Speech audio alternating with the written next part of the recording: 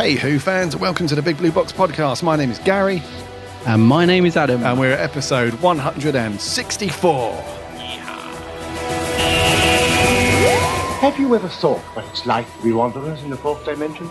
Nobody in the universe can do what we're doing. I've reversed the polarity of the neutron flow, so the TARDIS should be free of the force field now. There's no point in being grown up if you can't be childish sometimes. The trouble with time travel is one never seems to find the time. Change, my dear, and it seems on a moment too soon. Unlimited rice pudding, etc., etc. I am the Doctor! Great men are forged in fire. It is the privilege of lesser men to light the flame. I'm the Doctor. This is Rose Tyler. She's my +1. Is that all right? That would be me. Hello. Surprise! Boom, etc. I'm the Doctor. Do everything I tell you. Don't ask stupid questions. And don't wander off. How can you kidneys? I don't like the colour. Howdy do Who fans. Hope you've all had a cracking week and that you've managed to do something Doctor Who related. Hope you enjoyed Revisits Month that we kicked off last week, where we're going back and revisiting some of the classic Who stories that we either didn't do together or we've got different feelings and thoughts on. So it's really cool talking through Remembrance. Loved it. Yeah, it was good, wasn't it? Good to go back through Remembrance. It was awesome. Yes. Yeah, it was. This month, or this week, should I say, we're going to go back to another classic one a bit later on, Pyramids of Mars.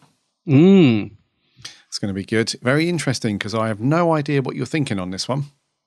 No, that's right. When did you... Because this one you did review on your own, didn't you? Is this like one of the very first podcasts you did? Was it number 2 or something like that? I meant to look it up before we started. Crikey, very long ago, wasn't it? Yes, it was. Yeah, it was ages, Nate. It was episode 3 or something like that.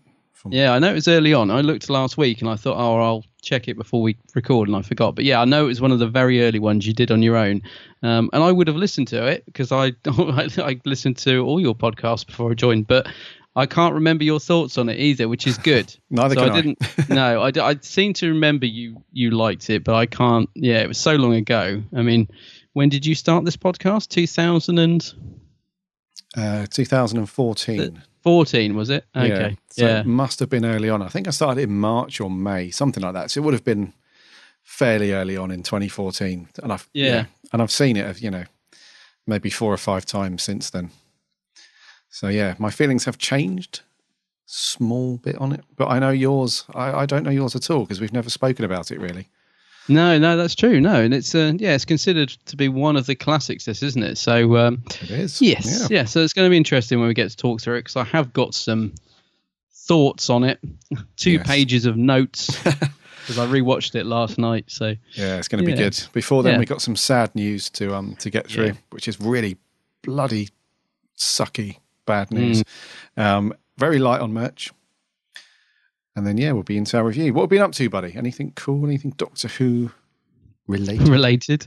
I haven't been up to much, but I've got a couple of nice bits of merch through. In fact, one of them we both got through the post, and we both had the same issue with it, didn't we? I am, of course, referring to the Christmas Titan TARDIS, which, as our long-term listeners will know, I was very excited when that got announced. I wanted it for ages, and this is a bigger version of it, so all the better. It's like 4.5 inch, isn't it? That's right. Yep. So yeah, yours. I saw you post a picture on Monday, and I thought, the first thing I thought was the first time I'd seen the actual packaging for it. Hadn't seen it online. They'd only posted the actual Titan itself. So it's the first time I saw the packaging, and the first thing I thought was, oh wow, that looks really nice. It's like a nice Christmas box. It's got a nice little Christmas inlay, and the TARDIS just looks great in it. So I thought, oh wow, that looks lovely.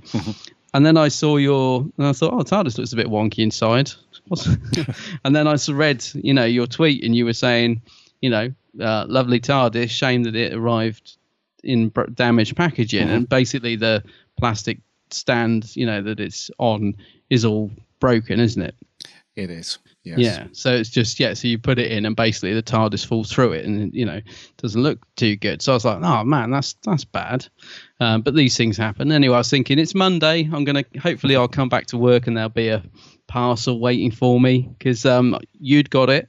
Yep. Later in the day while I was at work checking my phone, pretending to be busy, I saw another friend of mine had got it and I was like, oh good, everyone's getting it. Oh good, can't wait to get home. And got home and there was just nothing waiting for me. I was like, what? Where's my Christmas TARDIS? So anyway, cut long story short, it turned up the next day. Turned up yesterday, Tuesday. And same issue. I opened it up. I was like, oh, good. Looks great. Oh, man, the blimmin' thing's broken. Yeah. Because it is a nice box. I know you're going to put yours on the shelf. And I actually am going to put mine on the shelf. But I would have liked to have kept the box because it's really nice, isn't it? It's a really nice bit of packaging. So I was really peed off. I was just like, oh man.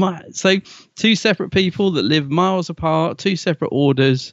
Yep. And both of them have arrived in the spot. So you kind of put on Twitter, didn't you, that chances are they've been sent out like that? Because you could probably blame the Royal Mail for being too rough with it, or maybe even that 1 or 2 have arrived like that in the warehouse, and it's just unfortunate. But for us both to have exactly the same issue is a bit unfortunate. So yeah, we're not sure about that. But Titan did tweet back, didn't they, and said, "Oh, just get in touch and we'll send it out." But I don't know about you, mate, but as much as it annoys me, and it really does, I'm really finicky about things like that.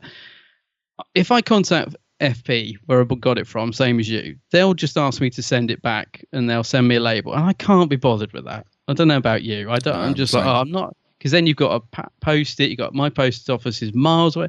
You know what I mean? I've got to go and post it back and then wait another month for them to send it out because we all know what they're like.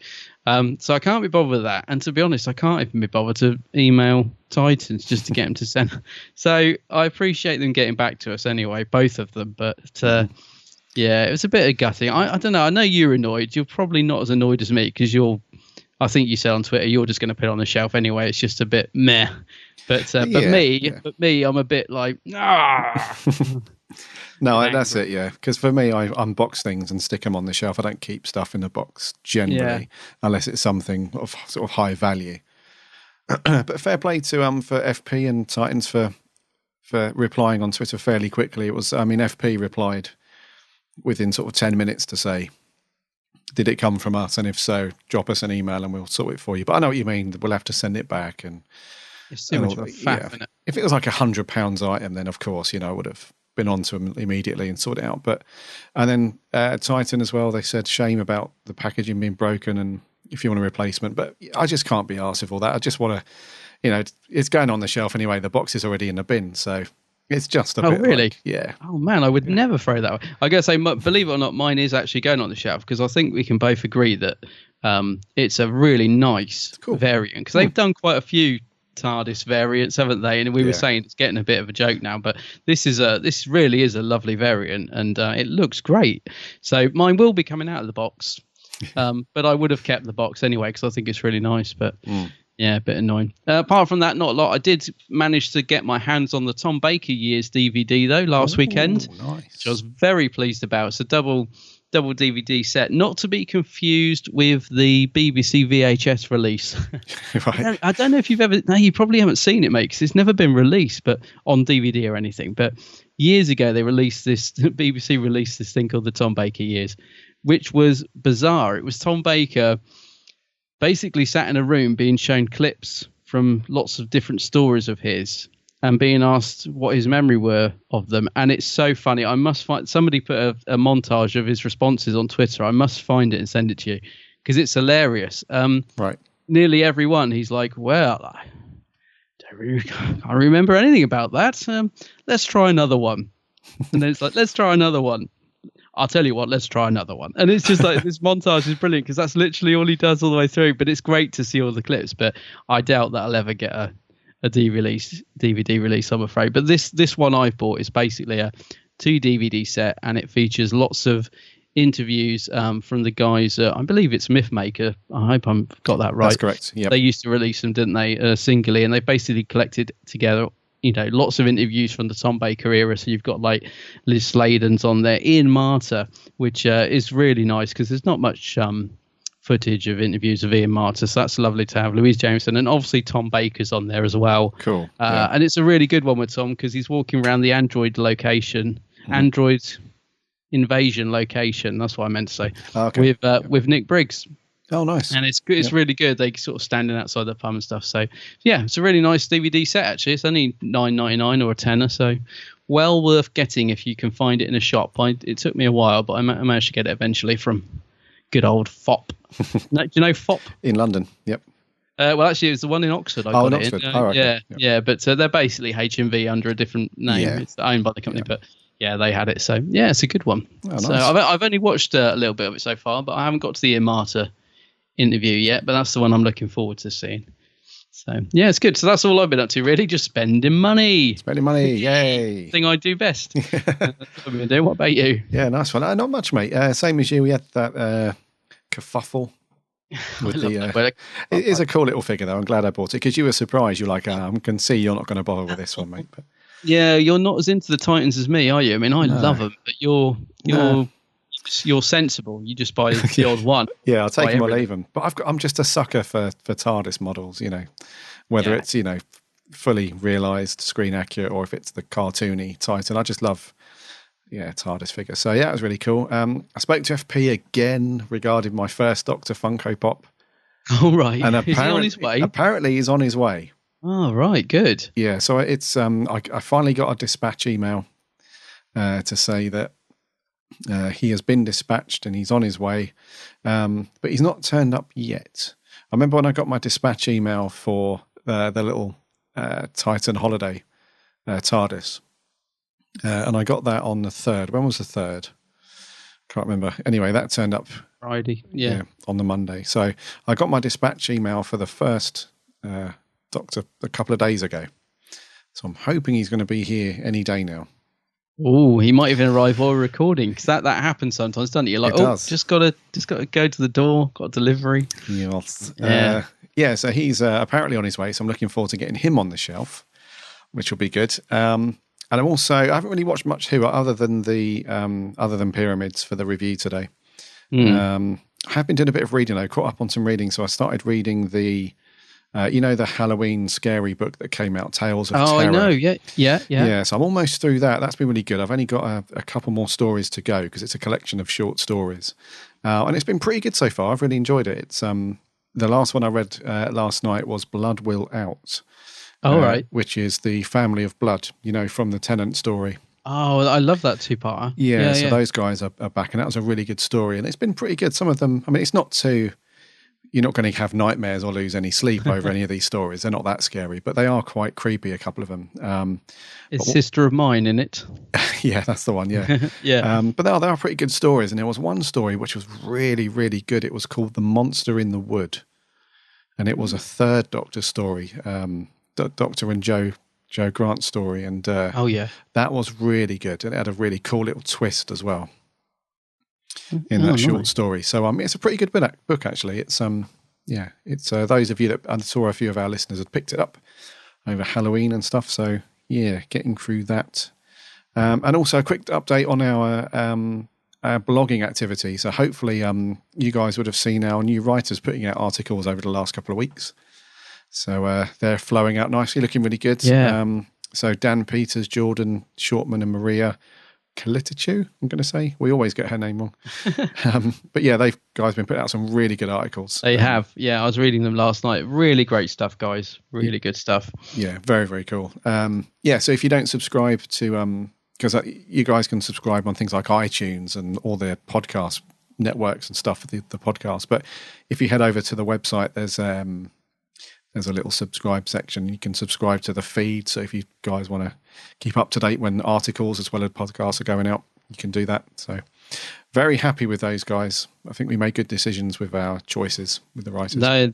You're really doing good stuff. Yeah, good work. Funny enough, our mispronunciation has become legendary.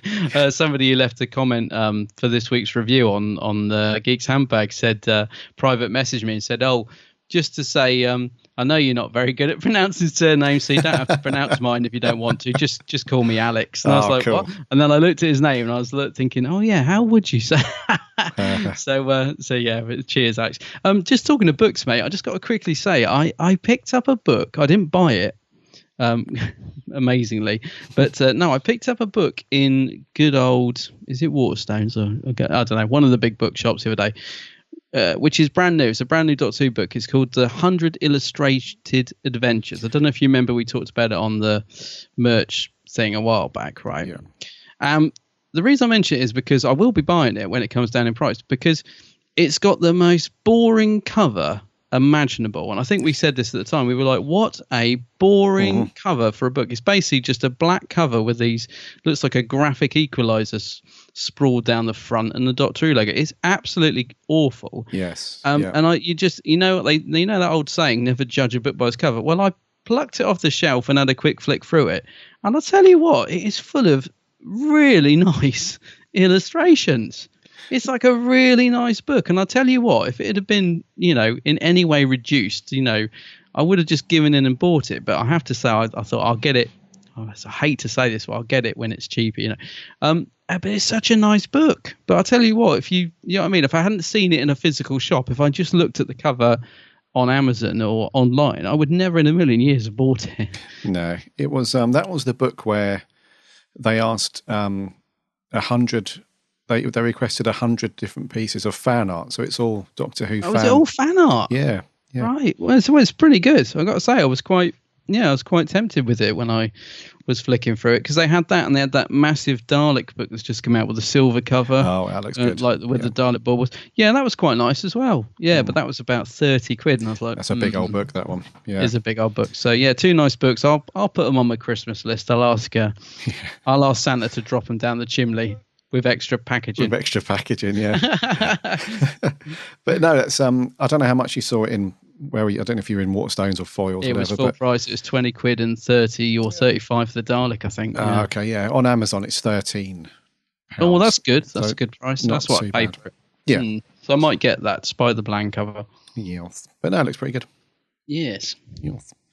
I think that's going to do for our waffle and catch up and chat and so on.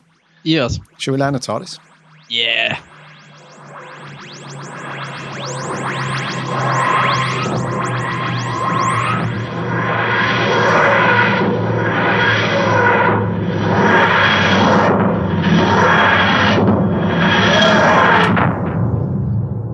First up, as we say many times, I hate kicking off news with sad news, and this one really is sad news. It is. Dudley Simpson, the awesome composer of so many classic Who stories, has sadly passed away at the age of 95. And I'll be completely honest with you, I had no clue that he had written this much, that he'd written that much music across so many stories and episodes, because I knew that he'd written a lot. I knew that he'd written, many stories, but his catalogue of work on Who is just. I think he's the composer that's worked on the most episodes. If I even Murray Gold, who's done, all of the modern Who series, is Dudley. Was it just classic years that he's done the most? He's one of. I think he's one of the composers that has written the largest volume of work, across his career for Who, and it's a really sad time because. I don't know about normally when we're doing a review for classic Who, we say, is there anything else you want to mention before we go on? And we quite frequently say the music was awesome. Dudley Simpson's score was brilliant, and all that stuff. Yeah. So sad times, mate, but he leaves behind a really good legacy, really large, awesome legacy of his work. And it's just going through some of his stuff. I mean, I think it was like 13 or 14 years he worked across all of classic Who, and he did some bloody awesome scores, going right back to The Crusade and The Chase, through to things like The Claws of Axos, Mind of Evil, Carnival of Monsters, The Three Doctors, Peladon, Terror of the Daleks, The Ark in Space, Genesis of the Daleks, our review story this week, Pyramids of Mars, Brain of Morbius, which is awesome. Yeah. Went on to do The Hand of Fear, Face of Evil, Horror of Fang Rock, Stones of Blood, Destiny of the Daleks, Creature from the Pit, Horns of Nine. Just unbelievable amount of work. I know, man. I tell you, I genuinely love Dudley's music as well. I was so sad when I heard this, but it just his style as well, because he also did a lot of music for Blake Seven, and That's right. It's very recognizable, but not in a generic way, if you know what I mean. Like when I watch Blake Seven, I can tell it's Dudley, and I just love his music. I think it really, really suited Tom's era in particular. It works so well. I mean, I'm thinking of, even stuff like City of Death. I mean, that tune, I only have to look at that title and I can hear it in my head. Oh, yeah. His work was brilliant. And I've seen a couple of little interviews with him on, the DVD extras. I can't think which ones they were because, like you said, his body of work, it could be on any of those stories, on any of those DVDs. But there are a couple of little interviews with him, and he comes across as a really, nice little, lovable guy. He's just so quirky and upbeat. I just think his work, like you said, his massive legacy that he's left behind. And, it's sad news, but his work was brilliant, in my opinion. Absolutely, mate. It was brilliant. And I think after he retired, he went back because he's from Australia. He's an Australian. Yeah. And he went back, but he did pop over for the 50th anniversary. Oh, did he? Oh, right. Yeah. So if you go on YouTube and just search for Dudley Simpson 50th anniversary or something like that, he came over and he did a few interviews there, which are quite interesting. So it's sad, but it's also a real good celebration of the music of Classic Who, and absolutely, he was one of the best from the old time. So yes, Dudley Simpson leaves us. And I have to say, on the second bit of news we got, it's more sad news because we've also lost Paddy Russell, who was a pioneering television director. She's died at the age of 89. She worked on quite a lot of episodes of Doctor Who throughout the years, so she worked with a couple of different doctors. She started with William Hartnell right way back in the day with the Massacre of St. Bartholomew's Eve. She worked on that story.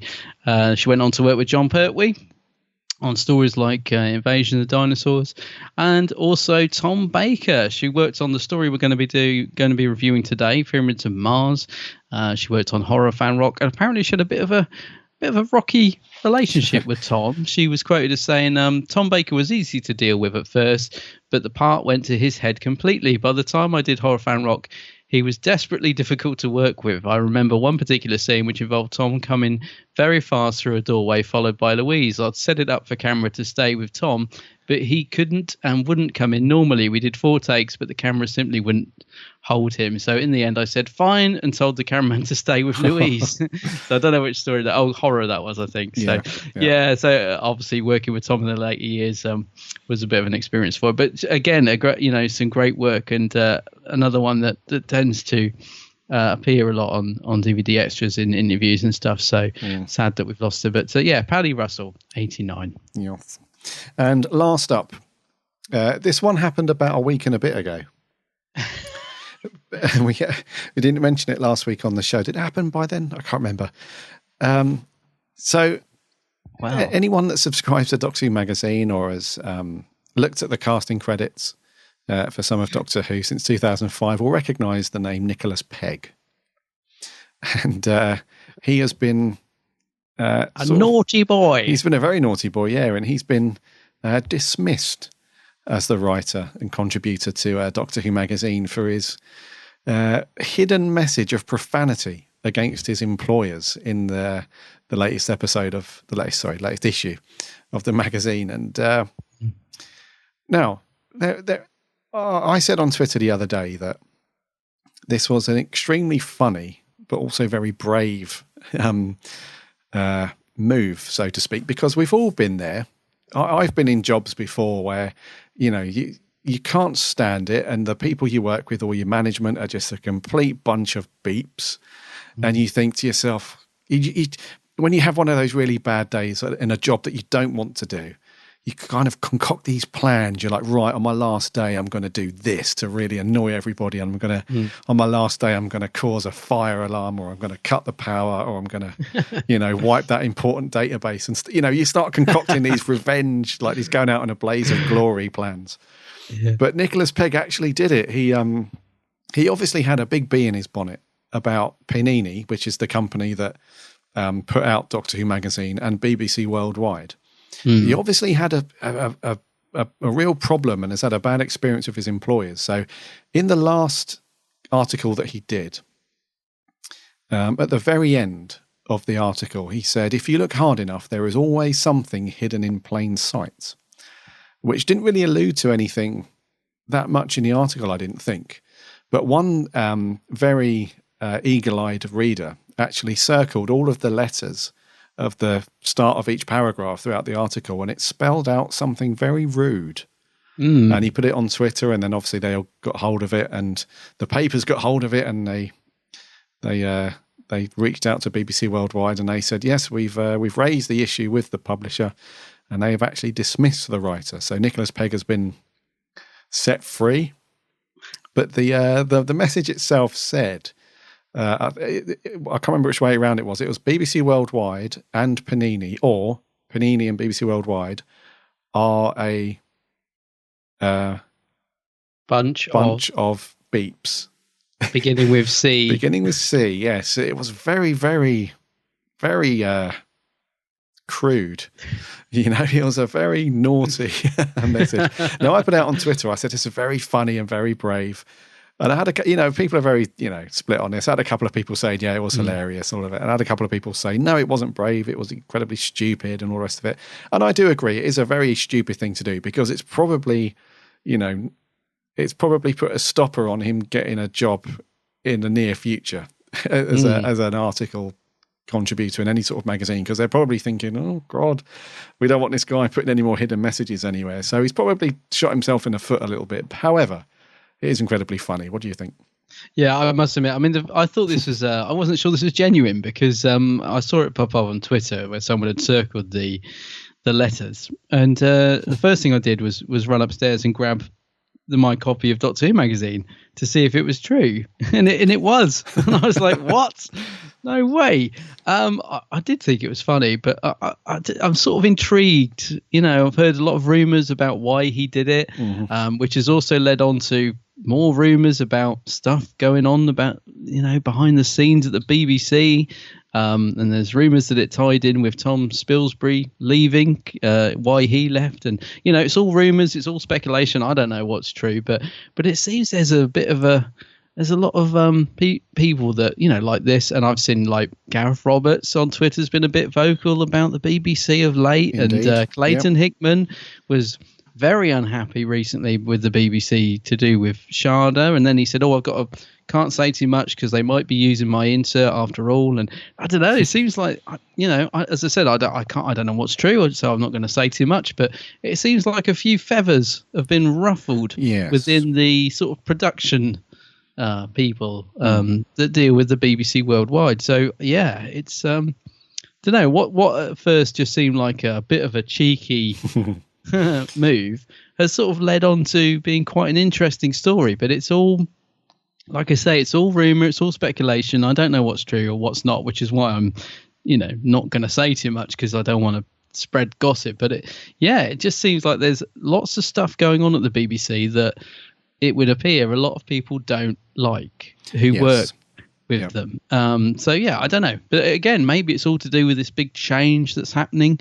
With the new series coming in, it seems like BBC Worldwide have got some big ideas, and they're throwing certain things out of the window and bringing in new things, and it's upsetting people and making lots of other people happy. And I don't know, it seems like there's big changes afoot going on behind the scenes, and all these little things seem to be tying into it, if you know what I mean. Absolutely. So I thought it was, like you said, it's one of those things that I think will not go down in history, but it'll be one of those things like that issue will sort of be quite a significant issue. And people will say, oh, that's the issue that's got the rude hidden anagram in. Do you know what I mean? So it's become a little thing in Doctor Who history, and I quite like that. If I'm honest, I just think that's a little quirky thing. In my collection, that'll be that's the naughty issue. So I quite like it, but I understand it's a bit naughty. So I can see why people will be saying, "Oh no, brew." Yeah, it's interesting what you say about sort of feathers being ruffled by the BBC, and I kind of join the dots a little bit with this one and try to read between the lines, because the way I saw this story as a whole is, he said that BBC Worldwide and Panini are a bunch of beeps. So what this suggests to me is that BBC Worldwide have tried to stamp some sort of creative authority on the magazine. And instead of Panini pushing back and saying no, they've just said, yes, do that. It's okay for you to do that. So Tom's Spilsbury is not happy about that, which is maybe contributing to him leaving. And now Nick Pegg has also, has been told maybe to change certain things or to do certain things a certain way by BBC Worldwide, and Panini haven't sort of backed them up and said, because he's actually, he said naughty words about both of them. So that's how it reads to me. So I would say that, yes, BBC Worldwide are pushing buttons in certain places, it would seem, regarding Doctor Who, and some people are not happy.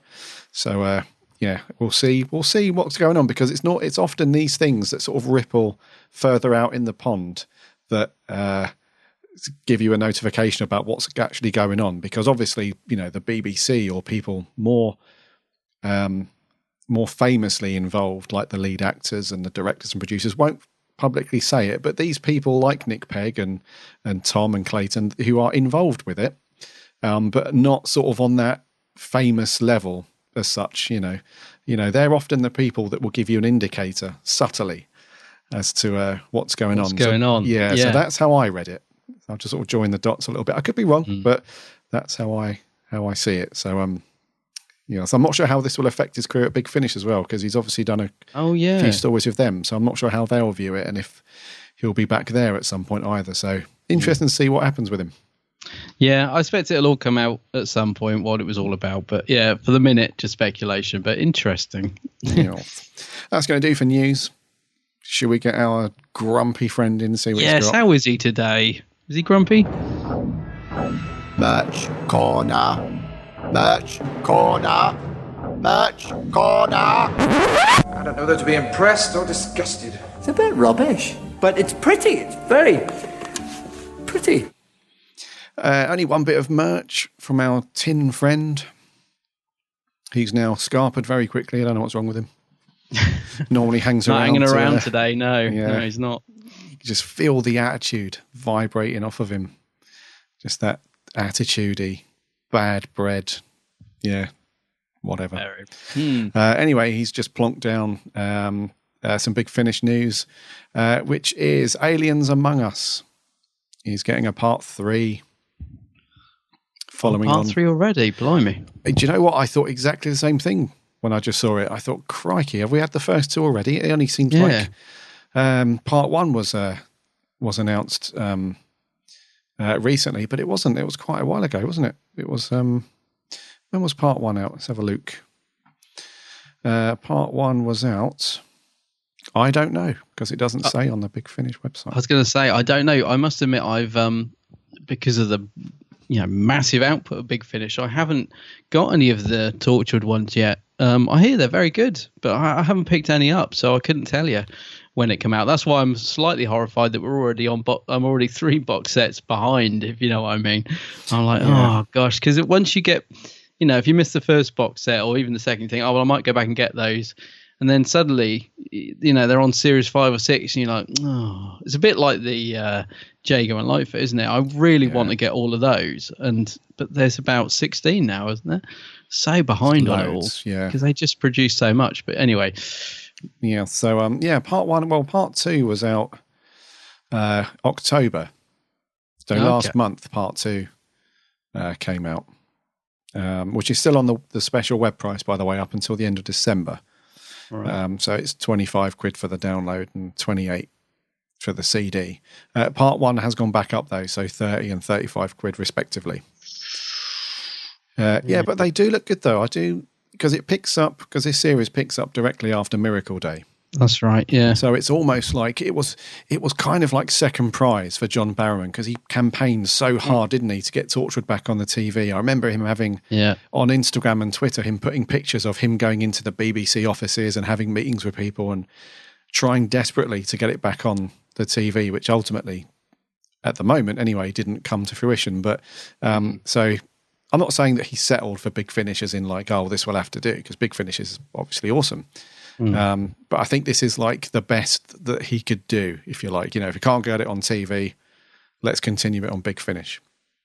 And it does sound like a good story, because it brings back the original cast, which is always a good thing. Who's in it? Is it Eve Miles? Reese Williams? So he got the original cast back in in most of the series. And I would like to pick them up. I would like to go through them at some point. But because part 1 has now gone back up to that price, I might have to wait until they do one of their sales weekends. Yeah, because they do that sometimes, which you have to be quick on with Big Finish sometimes. Yeah, you do. They just did a Tom Baker one, which I was really pleased about, because a couple of months ago they did another offer it was like a K9 offer. So there was. So, because I'm trying to catch up with the Fourth Doctor adventures, which I've again become very behind on. I think I'm on Series 6 now, and I'm on like Series 3, or I was.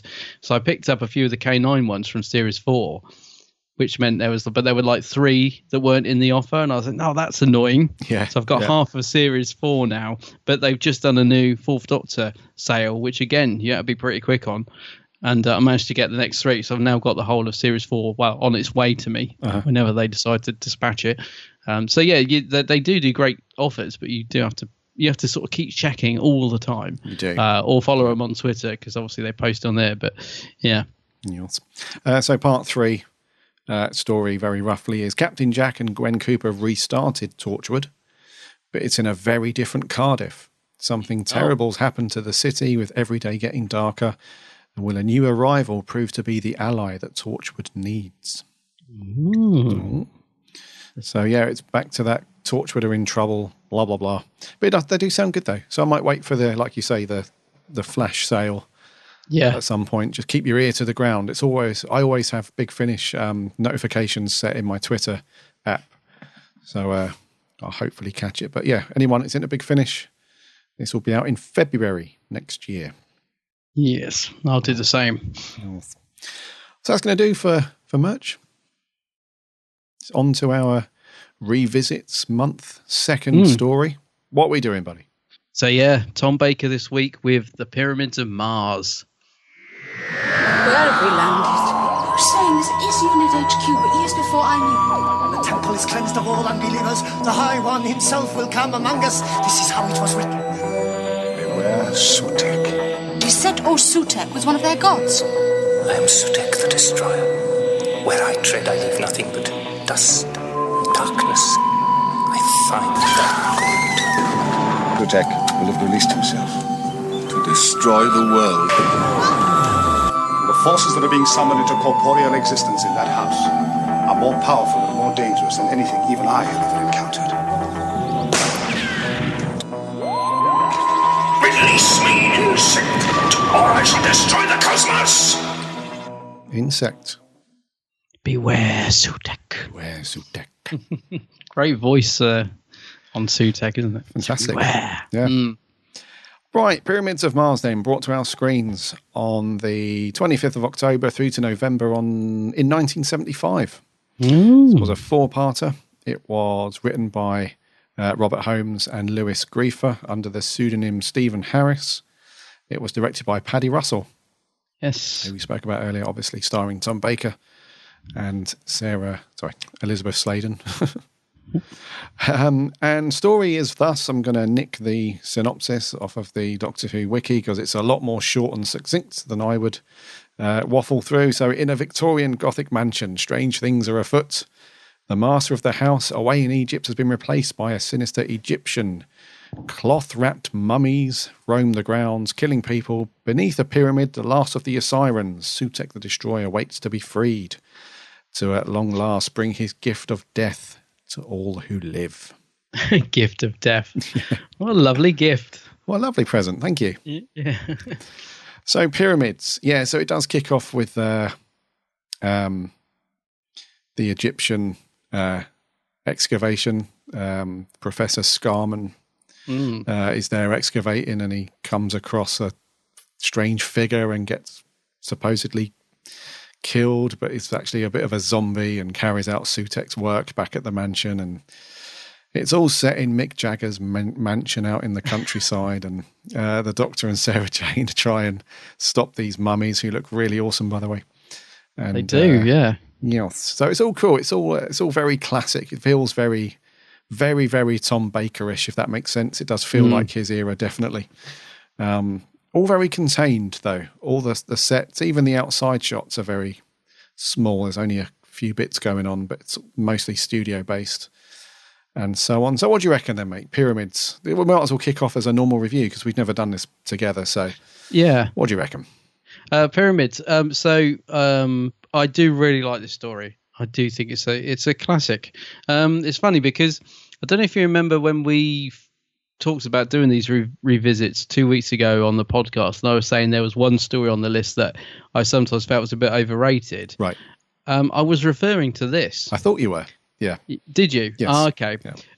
But I'm going to slightly eat humble pie because, first of all, I'll just say the reason I thought it was overrated is because the last time I watched it, as much as I enjoyed it, I remember thinking in my head there was a bit of padding. I thought there's a lot of walking around, hiding in the forest, so I was thinking, come on, the pacing was a bit of an issue for me the last time I watched it. So I still really liked it, but I was thinking, yeah, it's good, but it's not, it's not an absolute classic that people rave about.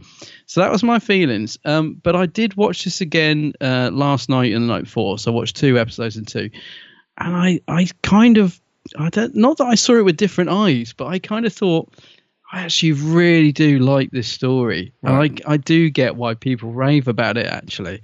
So I don't know. I do, yeah. So I did think it was a little overrated because people call it a classic, and I until this point not really put it up there with Terror of the Zygons and Seeds of Doom or Death Falls get mixed up, the Tom Baker one, which I consider to be brilliant, and it's always been just on the outside of, say, the top 10 for me, right? But I think it's crept into the top 10, so I really enjoyed it, mate, and I'm gonna slightly take back what I thought I'd be saying about it being overrated because yeah, I just thought it was really, really good. I still think there is a bit, I think it could have been tightened up a little in places. I still think there's a little bit too much wandering around, but it's filled with Dudley Simpson's fantastic creepy music, and so it's all good. Yeah, so I really liked it, mate. What about you? Yeah, so I think this was the very first classic DVD that I bought. Really? Okay. I think so. Yeah, it's one of 2. It's either this or Genesis, but those 2 I picked up close together. But this is like my first foray into classic Who. Interesting. And, yeah, so it's either that or Genesis, one of the 2, but I bought them close together. And it's always been, it's one of those stories that's sort of left an impression on me because it was my first, when I was first getting into classic Who. And it's always left, when you view something for the first time, it does leave, whether it's good or bad, it does leave some kind of impression on you in some way. So I always have that sort of feeling on it, especially when, like, the opening scene where Scarman goes into the chamber in the pyramid, and I just thought it's got that, like I said, that Tom Bakery era sort of classic feel to it, where the audio is a bit rough and ready. As they walk onto set, it's a little bit sort of clunky and echoey, and it's got that amazing kind of just great feel to it that Classic Who has. The story overall, I think it's really good. I think it's got one of the best sort of Who villains or monsters, if you like, from Classic Who. I find Sutek to be a real threat, to the pretty much the entire sort of universe, really. He's got that real sort of higher power, or sort of godlike thing, and you always, well, for me anyway, I always think that, is he going to get free? So as we go out throughout the story, I think to myself, is he going to break free? Is he going to be able to, to be released, and there's that sort of tension there as we go through, especially parts 3 and 4. So I think that the villain's really, really good. I like Tom in this one. I think Sarah Jane's really good as well. I think she has a great performance in it. Supporting cast are not too bad. There's a bit of theatre going on in a couple of places, especially in the death scenes. The death scenes were really.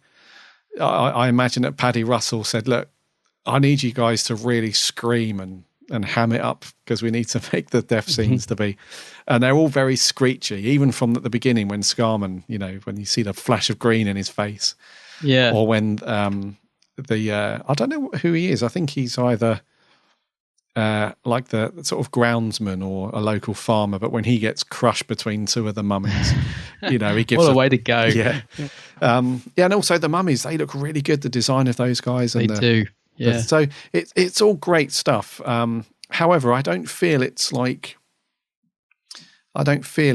as good as a few sort of classic stories. However, it's definitely up there. I'd say it's definitely in my top 10 for sure for me. I wouldn't say my top 5, but it's definitely up there. And it's just, I think it's a cracking story. Very, very good. I think we're on the same page then, mate. Yeah, because I do. That's the thing. I do think it's a great story. It's not one of those. It's not filled with action, is it? I mean, it's got loads of great scenes in it, loads of great moments, and it is quite well paced. Actually, I thought in my head that the pacing was a bit slow in places, and it's interesting that you say it was one of the first, if not the first, classic that you watch, because a lot of people say that this is a good one to give people to introduce them to Doctor Who, and I wouldn't pick either. This. No. But it's interesting because I mean, if it was one of your first, there must have been enough in there to grab you and pull you in. So, but no, I as much as I love it and as much as I really thought it was good, I wouldn't. Yeah, it wouldn't be the one that I'd pick if somebody said, "Oh, I've never watched classic Doctor Who." I wouldn't think of this one. I think there are better stories that, for a first time watch it. But it is a great story, isn't it? I mean, the actual storyline itself is overall is brilliant. And like you said, Sutek is a great a great character. I think he's brilliant. Gabriel Wolf as Sutek is brilliant because he's got the voice and he looks scary even when his eyes light up and stuff like that. But I also think Tom really helps to sell the scary side of Sutek because Tom's really. The Doctor, the Fourth Doctor, is really terrified of Sutek in this, and Tom acts that brilliantly, doesn't he? Like he's really trying to get it through to Lawrence Scarman, the brother, and Sarah Jane. He's like, you two have got to realise this guy means business. We're not messing around. The Doctor's really sort of trying to hammer home how dangerous Sutek is throughout this whole story, and I think that also works on the audience. Do you know what I mean? Yeah. Because he's constantly saying, guys, don't you realise what this guy's going to do? To the point where he even takes them forward in the future, doesn't he, at one point? That's awesome, that bit. To an alternative 1980 and shows them this is what's going to happen if Sutek wins. And they're like, whoa. And that, you're right, it is a great scene because they don't often do that in Doctor Who, do they? I think once or twice he may have done that. But it's really interesting because Sarah's sort of saying what we would probably say to the Doctor is, I know that doesn't happen because I'm from the 80s. So how, so it can't happen. He can't win. And the Doctor's like, there's lots of different universes. This, if he does win, this is 1980 Sarah. And it sort of brings it home to her. Yes. Also to us as a viewer. And so, I just think it helps to make Sutek even more scary, if you like. So that's in terms of writing, I think is brilliant.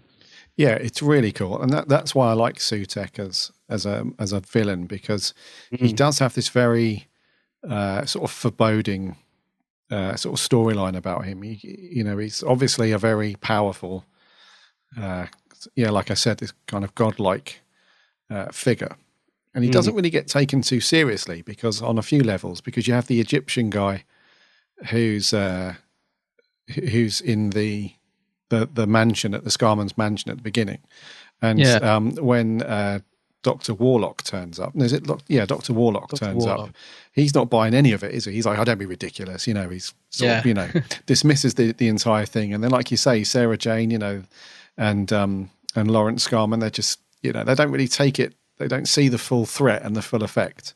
And that's why I like it, because you've got Sutek who's sort of masterminding the whole thing and pushing it all through. And you do think to yourself, if you guys don't sort of put your foot down, and get this sorted out, it's going to, and that's why he takes them to the alternate future, which is really cool. I love that scene. It is a great scene, isn't it? Yeah. It's really, really good. What did you think okay, so it is as a classic story over 4 parts, because you said that initially, the last time you watched it, you thought it was a bit slow and there was some padding. I remember, all the stuff in the forest that, there's a lot of sort of hiding and creeping around. Right. It seemed to go on quite long, I remember thinking. And it does. I mean, I still stand by that. I still think that, but then I found it a bit more atmospheric this time, if you know what I mean. I thought, okay, no, it's good. But, yeah. Yeah, I feel the same. It's especially episode 2. Episode 2 for me is the slowest. Just because there is a lot of that, because the mummies have been sent out, haven't they? And they're sort of patrolling the grounds, and then they go out to Lawrence Scarman's little house out in the woods somewhere. And you have Clements, who's the guy with the rifle, who's been out hunting rabbits and so on. He's kind of creeping about as well. And so I know what you mean. There is a bit of sort of hide and seek going on for a little while. There's a lot of back and forth, you see. That's what kind of didn't sit 100% me the first time, because I was thinking, okay, they go back to Lawrence's house, back to the mansion, back to Lawrence's house. I was thinking, there's a lot of back and forth, like you said, a bit of hide and seek, and the gardener guy or whatever that gets crushed into mummies. That felt like it went on a bit too long for me. Like, when he finally gets crushed, I was thinking, oh blimey, that was ages ago. They've been looking for him for hours. It's not it's a bit of a nitpick, but I just felt sometimes the pacing could have been picked up a little. But it depends what mood I'm in, really. I mean, I was quite happy watching it yesterday. It didn't bother me, but I don't know. The first time I watched it, I was just thinking, oh, that's a bit slow. Yeah, no, I know what you mean. When I first watched it, I thought, well, this is just how Classic Who is.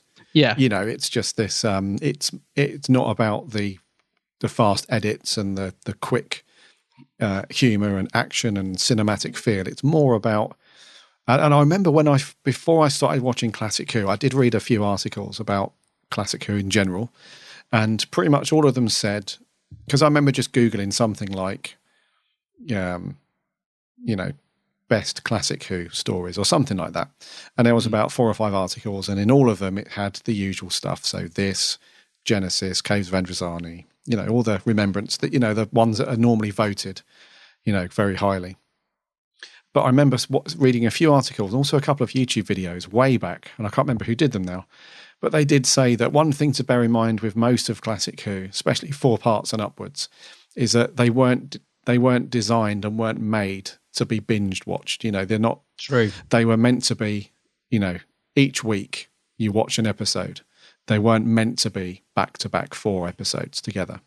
So that is something that you do have to keep in mind when we do watch, or anyone watches these on DVD, is that they were actually produced and written and made in that serial nature where you have your cliffhanger, which are normally pretty good, and then you're left waiting for a week. So you're thinking, oh, wow, I can't wait to, 7 days to go past and I can, pick up the story. So I do keep that in mind as well. So when we do talk about things like slow pacing and character building and, do have to bear that in mind. However, it does pick up as we get towards the end. It does start to ramp up when Scarman returns. And then they set up the tent outside the house, and then because the Doctor's got his sort of plan that he's devised at that point, and Sarah's got the rifle, and then Sutek's on his way, and so it does kind of pick up and gather a little bit of steam. But I wouldn't say it slows down too much, but it does have those sort of lulls, like you say. No, it's a good point about the episode as well, because maybe that's why I enjoyed it more this time, is because I watched 2 and 2, whereas the last time I watched it straight from start to finish. So that might be, like you said, maybe that helped just breaking it up. Because, yesterday when I got back from work, I was, really up for sort of putting it on, if you know what I mean. It wasn't like, oh, all right, got to watch the next 2 episodes of that now.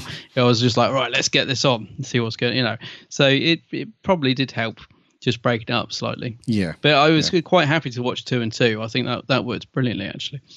Yes. That's what I did. I watched 2 and 2. This time, because sometimes I'm quite happy to just sit there and and smash through Classic Who. I personally, for me, I don't really mind binge even some of the slower stories. I mean, even dare I say it, the War Games, which is a lot of sort of back and forth and capture and escape, and I can happily sit through the War Games. It's no problem.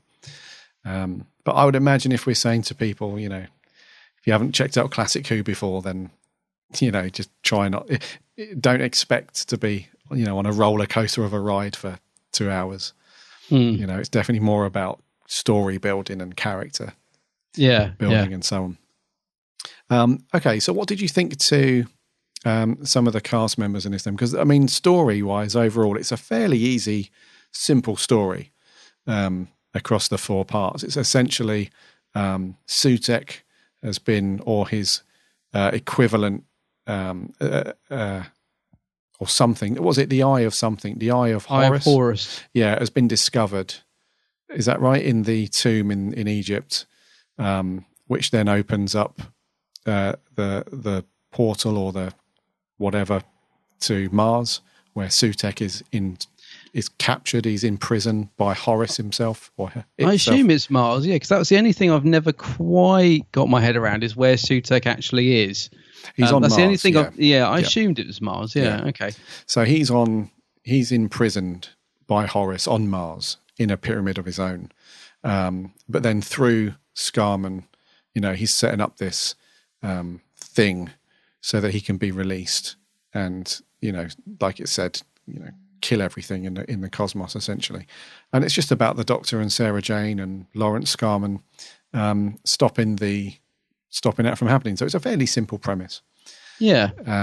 It's got a fairly decent supporting cast as well. So there's 3 or 4 main characters who are sort of going through the motions along with the Doctor and Sarah Jane. So what did you think to the Scarman brothers then? So Marcus, who's the guy that gets zombified, comes back looking very kind of Christopher Lee, Hammer horror-ish throughout the rest of the story. And then his brother Lawrence, who's the sort of the weakling little brother. What did you reckon to those guys? I like both, actually. I think Bernard Archard, is that how you say his name, is great as the sort of zombified Marcus Scarman.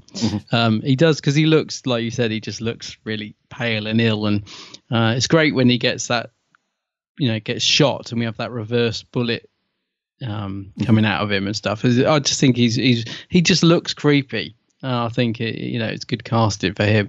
But to be honest, I particularly like Lawrence. I like Michael Sheard. You see, I think he's a great actor. Yeah. And I just, you were saying he's a bit sort of whiny and stuff, but I just think it's really sweet that he just won't accept that.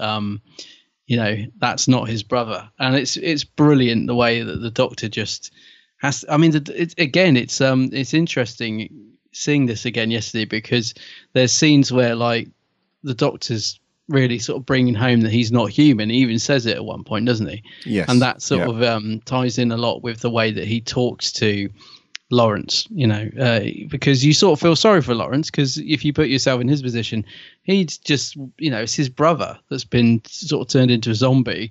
And he's naturally just can't accept it and quite upset about it. And the Doctor's very abrupt with him, isn't he? Yes. He's like, to the point that he's shouting at him, so that is not your brother, get a grip, sort of thing. And then Sarah's like, sometimes you don't seem, and he's like, what, human? Well, I'm not. And it's sort of like, so that sort of reminds me of what they did a bit with Capaldi, of just showing the alien side, the sort of I've just got to get on with things, otherwise you're all going to be wiped out. I haven't got time to be sentimental sort of side of the Doctor, which I thought was good, because it's not, off the top of my head, it's not often that Tom's Doctor sort of hammers that home. From what, So, but he does particularly say it in this. But I just thought it worked very nicely with Michael Sheard's character of Lawrence, that he was just almost annoying the Doctor to the point, but you almost felt sorry for him, for Lawrence, because it was his brother that had been taken over, sort of thing. And it's quite harsh when he gets killed by his own brother. I know, does he get killed by his own brother, or does he get killed by a mummy? Oh no, he tells the mummy to That's right. Yeah. So you do. I sort of felt sorry for him at that point because the Doctor's quite cold when he discovers his body as well, isn't he? Yes. He just sort of comes in and says, "Oh, he's gone. We got to get on with things. Haven't got time to mourn him," sort of thing. And that's quite cold, I thought. But yeah. But no, I like both, mate. I thought they both did a good job in their roles, and I'm just always love it when Michael Sheard's in Doctor Who because he pops up. Well, he popped up in our review app last week, didn't he? It's the headmaster in Remembrance, and he's in a couple of Doctor Who's, isn't he? I always like him when he pops up. No, he's good. Different roles, yeah, he's good, and I quite like the contrast between the two. I like that even before you see Marcus Scarman as the zombie Scarman, even when he sort of, with the Egyptian helpers he has, they sort of run away when they see the eye and they're all petrified. And he's just like, stupid. He just sort of cracks on. So you can tell, even in that little scene there, you can tell that he's quite a strong-minded, strong character.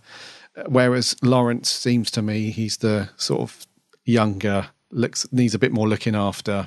Yeah. Likes his cup of tea and slippers. Whereas Marcus seems to be wants to get his hands dirty. That's how I perceive. No, it's nice. So it's a nice contrast. You're right. Yeah. So I like that. The writing, that's just Robert Holmes, though. He writes very good supporting cast characters, pretty consistently. So I like those two, and he's really good as the very cold, robotic, zombified Marcus throughout the rest of the story. After that, he plays that, and it does have that sort of Hammer horror vibe to it. Yeah, definitely. Even like the makeup and the way he's playing it, it does have that really old British the way Hammer. He looks and everything. Yeah, that's right. So I was very happy with those guys' performance throughout, pretty much. And I found Lawrence to be quite funny in a couple of scenes, like when the Doctor's in his house and he's got the little Marconiscope, because he's built his own. Marconiscope thing. Yeah, that's. I found that really funny because the Doctor obviously knows what it is and all about, and he's just baffled. He's like, "How could you possibly know, what it is?" And he's because it's almost like taking a new companion who we normally go through an episode or a story or two to sort of get them up to speed. It's almost like trying to do that, but condensed down into a couple of parts of a single story because, he has to get his head around who the Doctor is. Because he even says, who are you people? And she's like, well, I'm from 1980.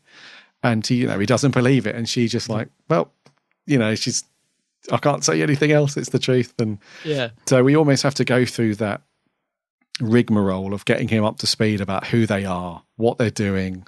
It's bigger on the inside. We have to go through all that stuff, but in a very short amount of time. So I like that kind of fast track companion-ish, getting him up to speed.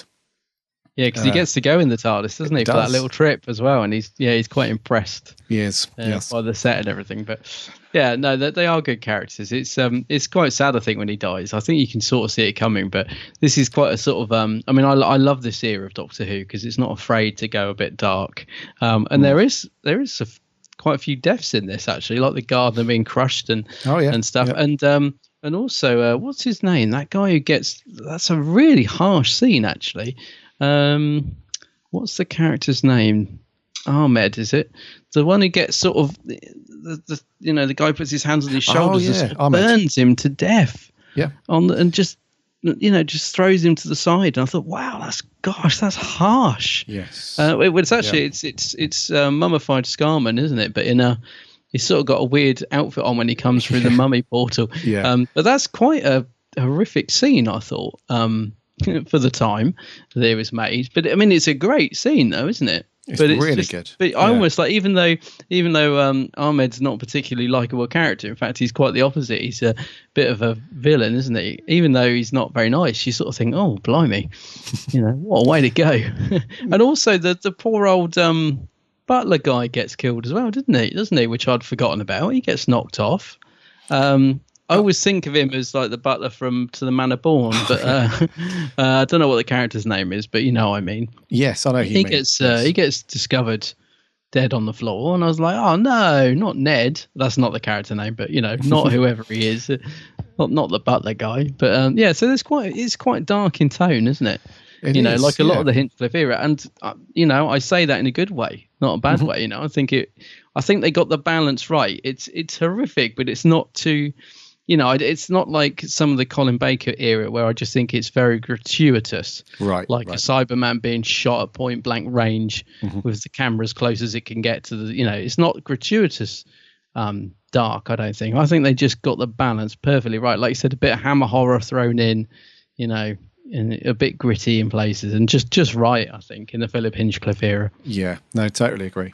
Completely agree. And it is, I really like that scene as well, because the effect is done as a physical effect. Yeah. It's done pretty well, because you see the smoke sort of coming out of his feet and his boots and stuff. And yeah, so it's done pretty well. I mean, those sort of things were relatively dangerous back then. You know, so, but it is quite horrific, though. It's pretty good. Yeah. I know Mary Whitehouse would not have approved. She would not agree with me. But no, I think they got the line just right. It's horrific. It gets the point across, but it doesn't, to me, cross the line. You know, it's good stuff. No, really. I'll tell you what else I love is the fact that in the story, when they land at the mansion or whatever it is, the Priory, it's supposed to have been built. You know, they make a reference to Unit HQ being built on the on that site, because obviously at the end it gets burnt down, which has always been part of history. So that's quite. I just love the fact that it came full circle. Like, so this burns down and Unit HQ gets built on this. I thought that's quite cool. Although I think some people say it messes with continuity or something. I'm not sure, but I really liked that, didn't you? I thought, that's a really cool idea. So they're in Unit HQ many years ago. Yeah, you know, and we're seeing it before it burnt down. I thought that was really cool. Although, as you alluded to earlier, the location was actually where was it? It was this. It was actually owned by Mick Jagger, wasn't it? The real. It was, yeah. It was over in Hampshire somewhere. The Star Manor, Stargrove Estate. Yeah. Yeah, I've always wanted to go there, but of course it's a private house, isn't it? So you can't go. But I'd love to go to that location. But so Mick Jagger owned it at the time, but although I don't think he was there. Can you imagine him doing his moves behind that? I got mummy. Moves like mummy. But yeah, it's really cool to think that he was living there at the time or owned it at the time. But yeah, I can't. It's a good location though, isn't it? Works well. It's brilliant. Yeah, it's great. It's yeah, and it doesn't have that sort of clean cut. It's a bit rough around, like all the window frames are a little bit, you know, it's got that cool kind of, not run down, but, you know, a working house.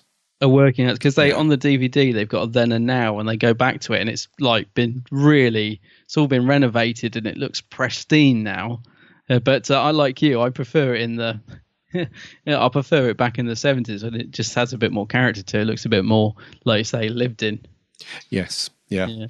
And it's cool that we see, you know, lots of the outside shots as well, because I imagine they did film it in the grounds. You know, it does seem fairly consistent.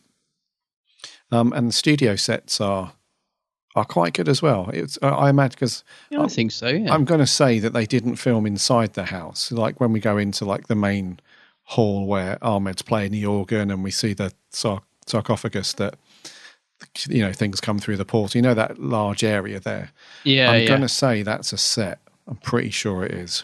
It definitely is. I think on the production notes they say something about if you look at the height of the windows when they're staring through outside, and like when they step into the set inside, they literally step in and they're just like, there's no way they could have really done that from there. So no, it's definitely a set. I don't think they quite got it right. But you'd never notice that. It's only because it's pointed out on the production subtitles, if you know what I mean. So but it is impressive. It does look great. It does look really good. What do you think of the mad organ music? Because I remember the first time I watched this thinking it was a bit too much, but I kind of liked it on a rewatch. But it is mad, isn't it? I mean, and it really ramps up, and it goes on for quite a while at the start, doesn't it?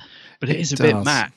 That's another aspect that is very Hammer horror, because I mean, and I'm glad that they filmed that stuff during the day and he gets interrupted, because it would have been so cheesy and cliche to have him playing the organ at night in a storm with the lightning going on outside.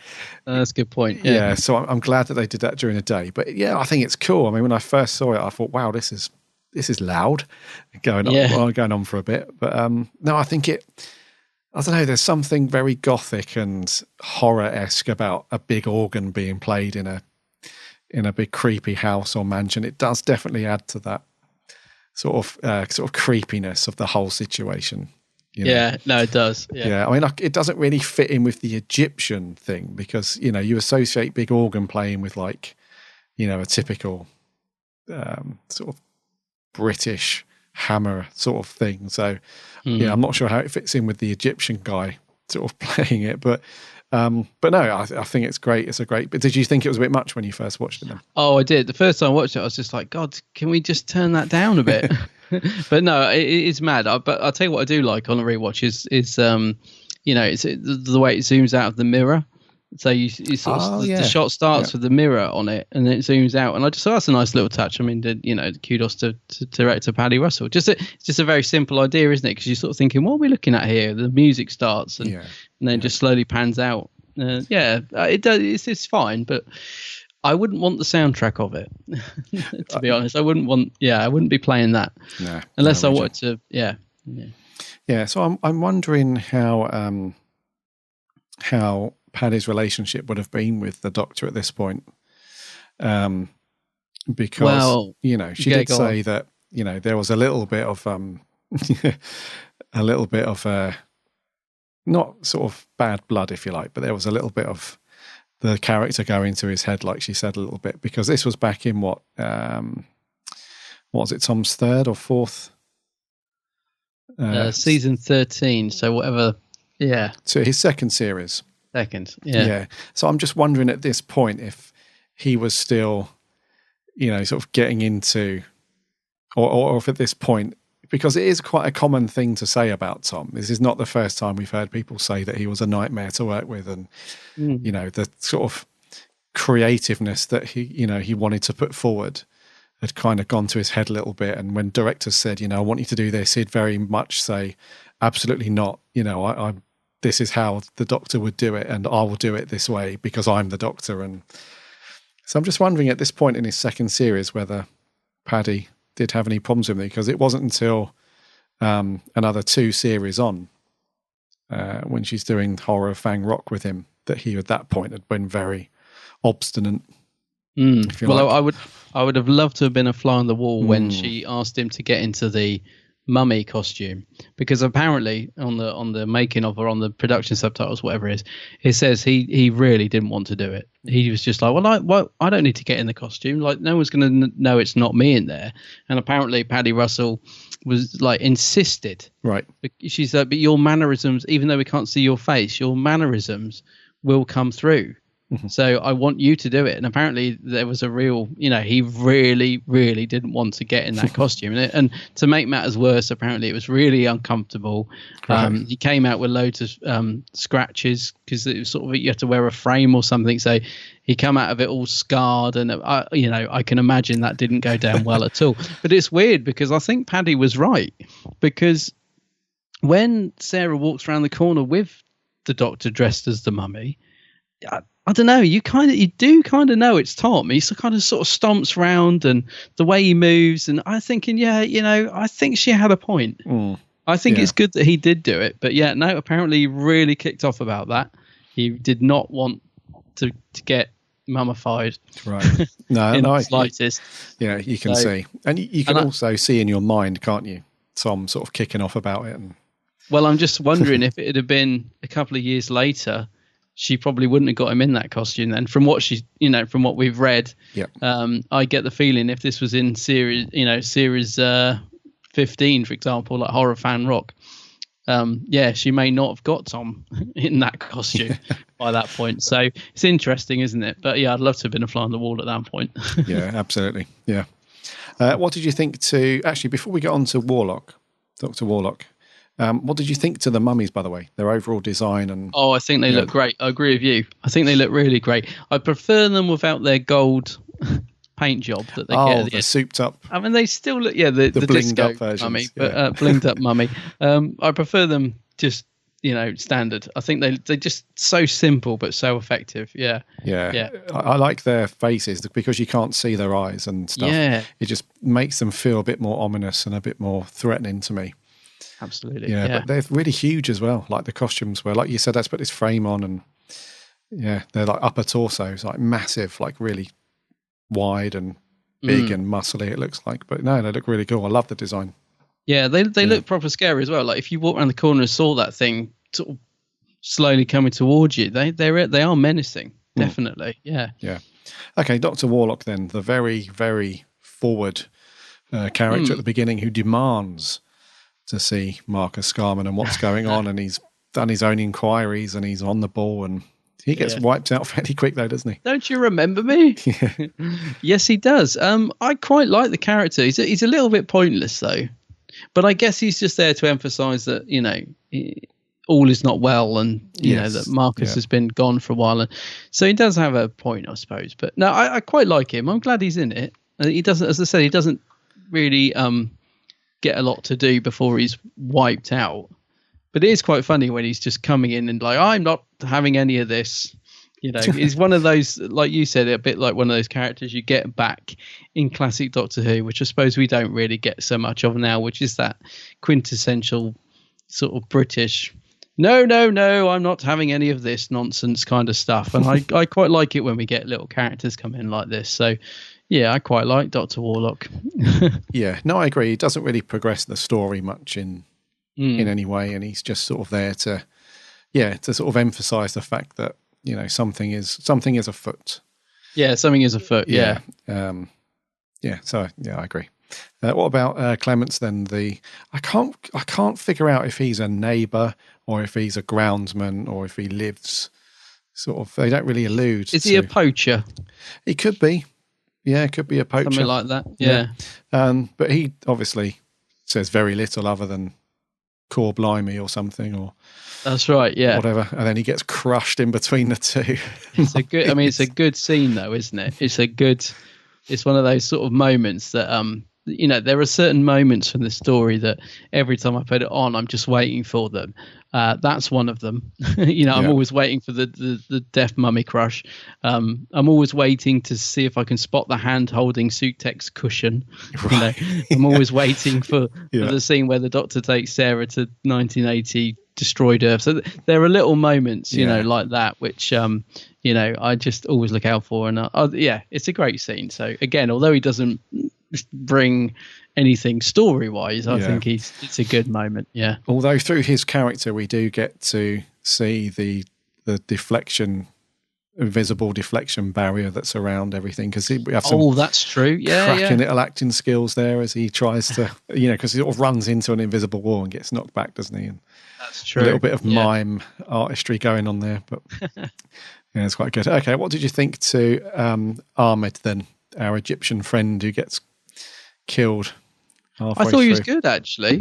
I thought he was good. As I said, I thought he was in it a lot more than he is. I thought that as well. Yeah. Yeah. Oh, did you? Yeah, because he gets killed off at the end of episode 2, isn't it? Yes, yeah. And I thought, I sort of saw him as more of a main villain than he actually is. But I thought his performance was quite good. He just comes across as a, not particularly nice piece of work, and I think he does it well. So, and the whole look and everything got going on, I think really works.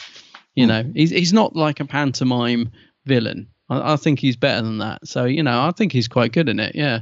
Yeah. Yeah, I thought he was in it more. And as I said, horrific death. Yeah, I thought he was in it more. I don't know why, but yeah. Yeah. No, horrific death. Very good. A good way to go, yeah. Yes. Okay. What about our friend Sutek?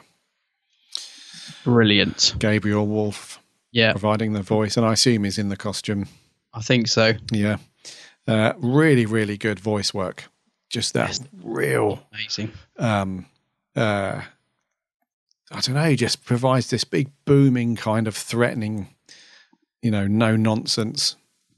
Yeah. He's almost like a Bond villain, but in a sort of sci-fi setting, because he's got this real master plan ironed out. He knows exactly what needs to be done.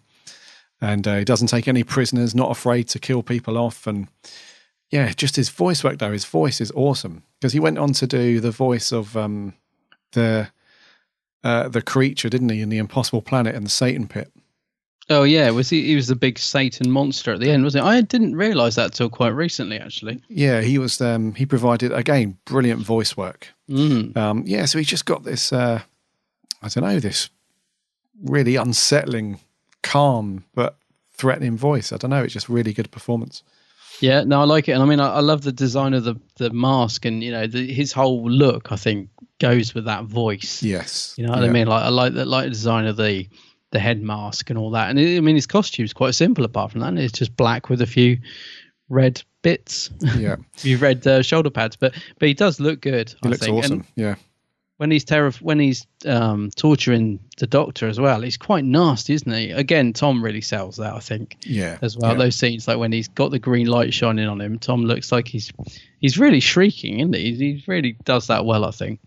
You really believe he's in pain. I mean, he's not, obviously, but you think, Sutek's a bit of a, he's a bit of a meanie. He is a meanie, yeah. It is good. And like you said, the voice is superb, yeah. Yeah, I wasn't too sort of blown away by when we see Sutek's sort of natural form, when his mask's off and we see that big sort of dog or cat-like. Oh, that weird... Because it's the same face that Sarah Jane sees in the TARDIS at the beginning. Is it a jackal? A jackal, that's it, yeah. It's like typical ancient Egyptian kind of head. I wasn't too blown away. I don't know, just the sculpt and everything looks a bit messy. And I suppose, I guess they, because of the time it was on screen, they probably didn't go to town on it. They probably thought, we're only going to see it for a second. I don't know. I'm mixed about that because I kind of like it. But I know what you're saying. Yeah. It doesn't... you don't look at it and go, oh, that's really creepy and horrible. You just sort of look at it and go, So I prefer Sutek with his mask. I would agree with you on that, yeah. Yeah, I was going to say, I prefer the mask. The mask looks really good. Yeah. This, to me, just looks like they sort of went into a school and said, right, here's some paper mache materials. Make us an ancient Egyptian head. And that's what the kids come up with. And I'll tell you what, so what you've mentioned school there, which I've just got to say this because it was brilliant. On the making of this, there is a school next to the location, and all the kids come to visit the filming one day. But it was the day that Tom was dressed as the mummy. So there's this brilliant picture of all the school kids with the mummy sat right in front of the camera with all the kids behind him. And apparently they didn't know it was Tom. Mm-hmm. And then he finally took the head off, and they're like, "Oh wow, it's the Doctor." Yeah. And I was like, "Okay, that's cool." But even cooler than that is the next day, Tom goes into the school in full Doctor Who gear, saying, you come to visit me at work, now I'm coming to visit you at school. And apparently as a present, he took him the pyramid, what you called it a tent earlier, the thing that they have outside, the pyramid tent. Yeah. He took him that thing and said, you can have this. So somewhere in that school, I shouldn't think they have it anymore because they haven't got to do these. They had that massive thing. I think it was that. I'm sure it was that. But I just thought, amazing to think of all that going on back in the day. Oh, brilliant. What a great thing to do. And just that's what I love about Tom. I know he might have been difficult at times, and maybe he did get a bit too big for his boots towards the end of stuff. Okay, but he still was just still brilliant when you hear stories like that of him going into the school and just being the Doctor. And I bet those kids just absolutely loved it. So yeah, that's why I love Tom. He's not even when bad, I hear is he? No, even when I hear stories of this, that, and the other, I just love Tom. Yeah. So Sutek doing the business.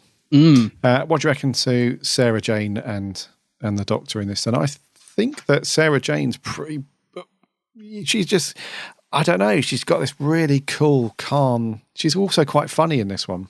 She is, yeah. And she's absolutely found her feet by now. She's really sort of rocking as the companion, and the Doctor's really strong as well. He's got some cracking scenes in this. There's some lovely lines in it, isn't there? I think this is one of the things that brought the story up from my original thinking it was overrated, because there are some great scenes between Tom and Liz, and there's some lovely lines. There's some really nice humour. There's that great scene at the start where Tom's being all broody. He's like, I walk in eternity. And she's like, yeah, you soon be middle-aged and all that. It's brilliant. Yeah, the bants.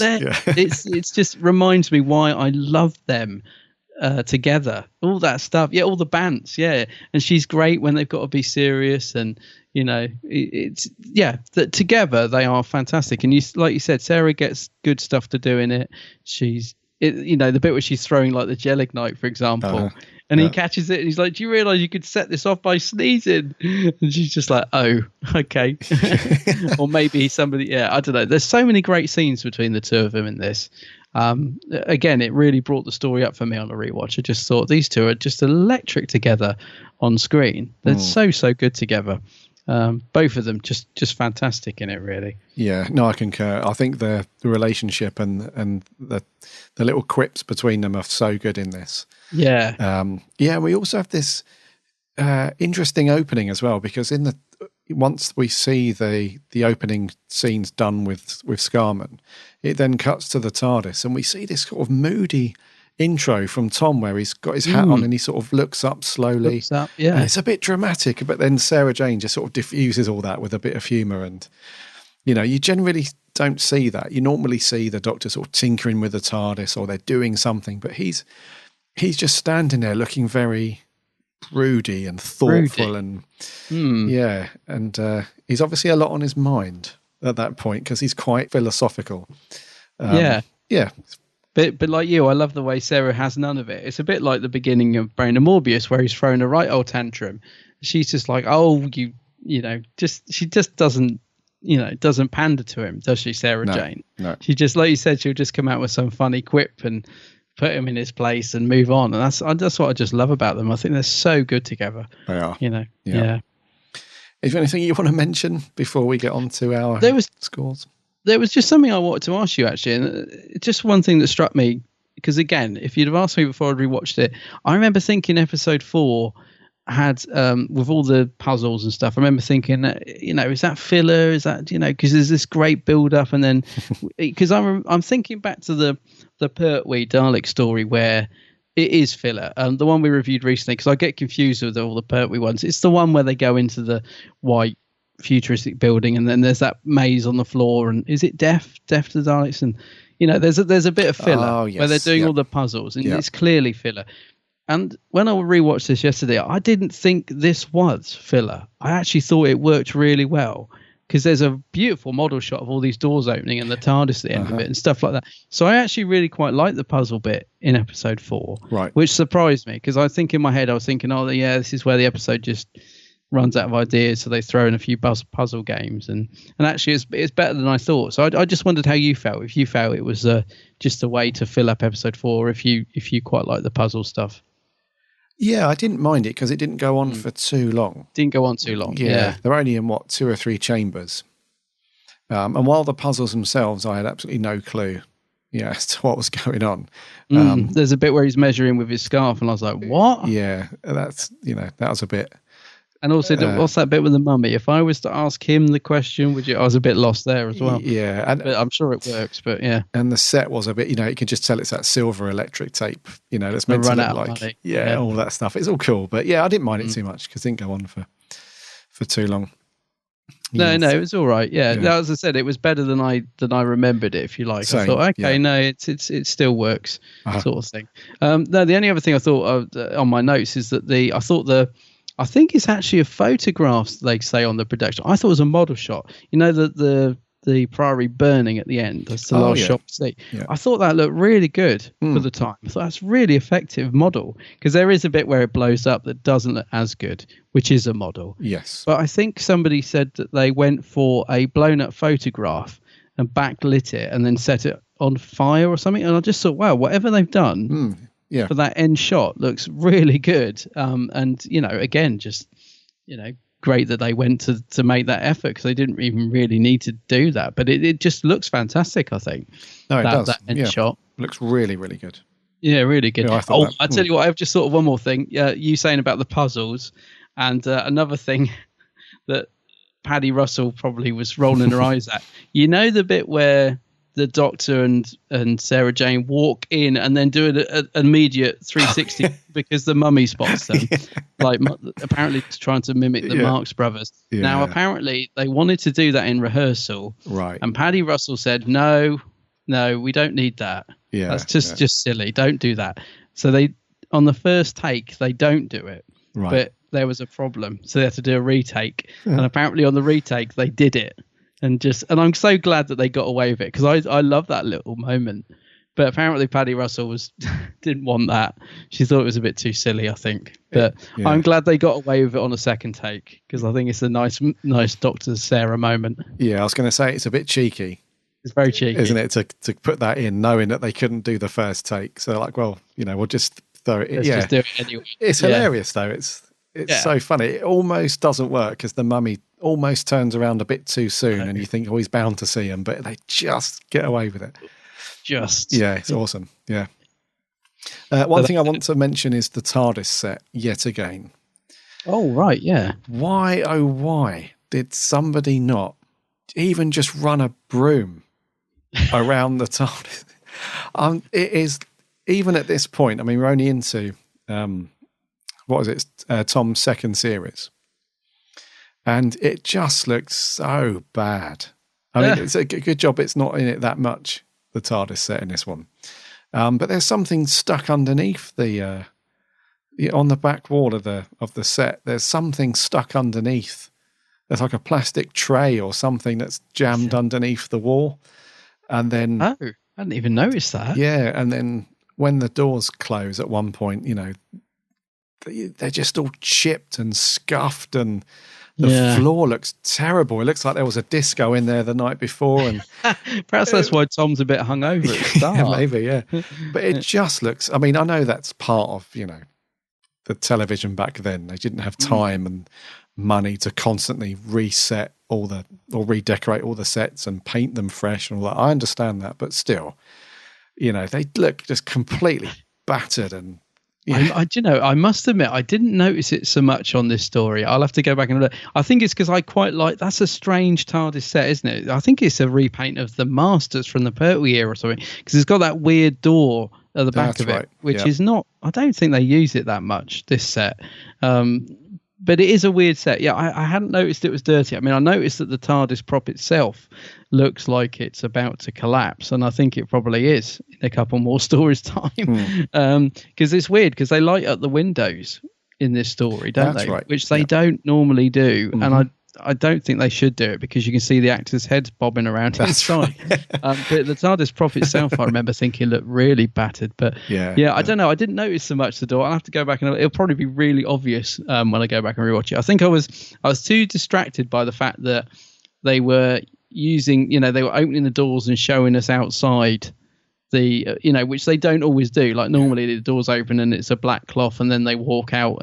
But in this one, they actually open the doors as if we're walking straight out onto the onto the location. And I thought, I actually prefer it when they do that. I don't know about you. I always find the black cloth thing a bit weird. I always think it's much better when they just open the doors and the outside is the outside. I think it works quite well. It does in this story particularly, I think.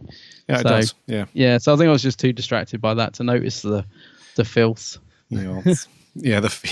Honestly, it's terrible. It's hard, is it? Absolutely terrible. Yeah, explains a lot. That does.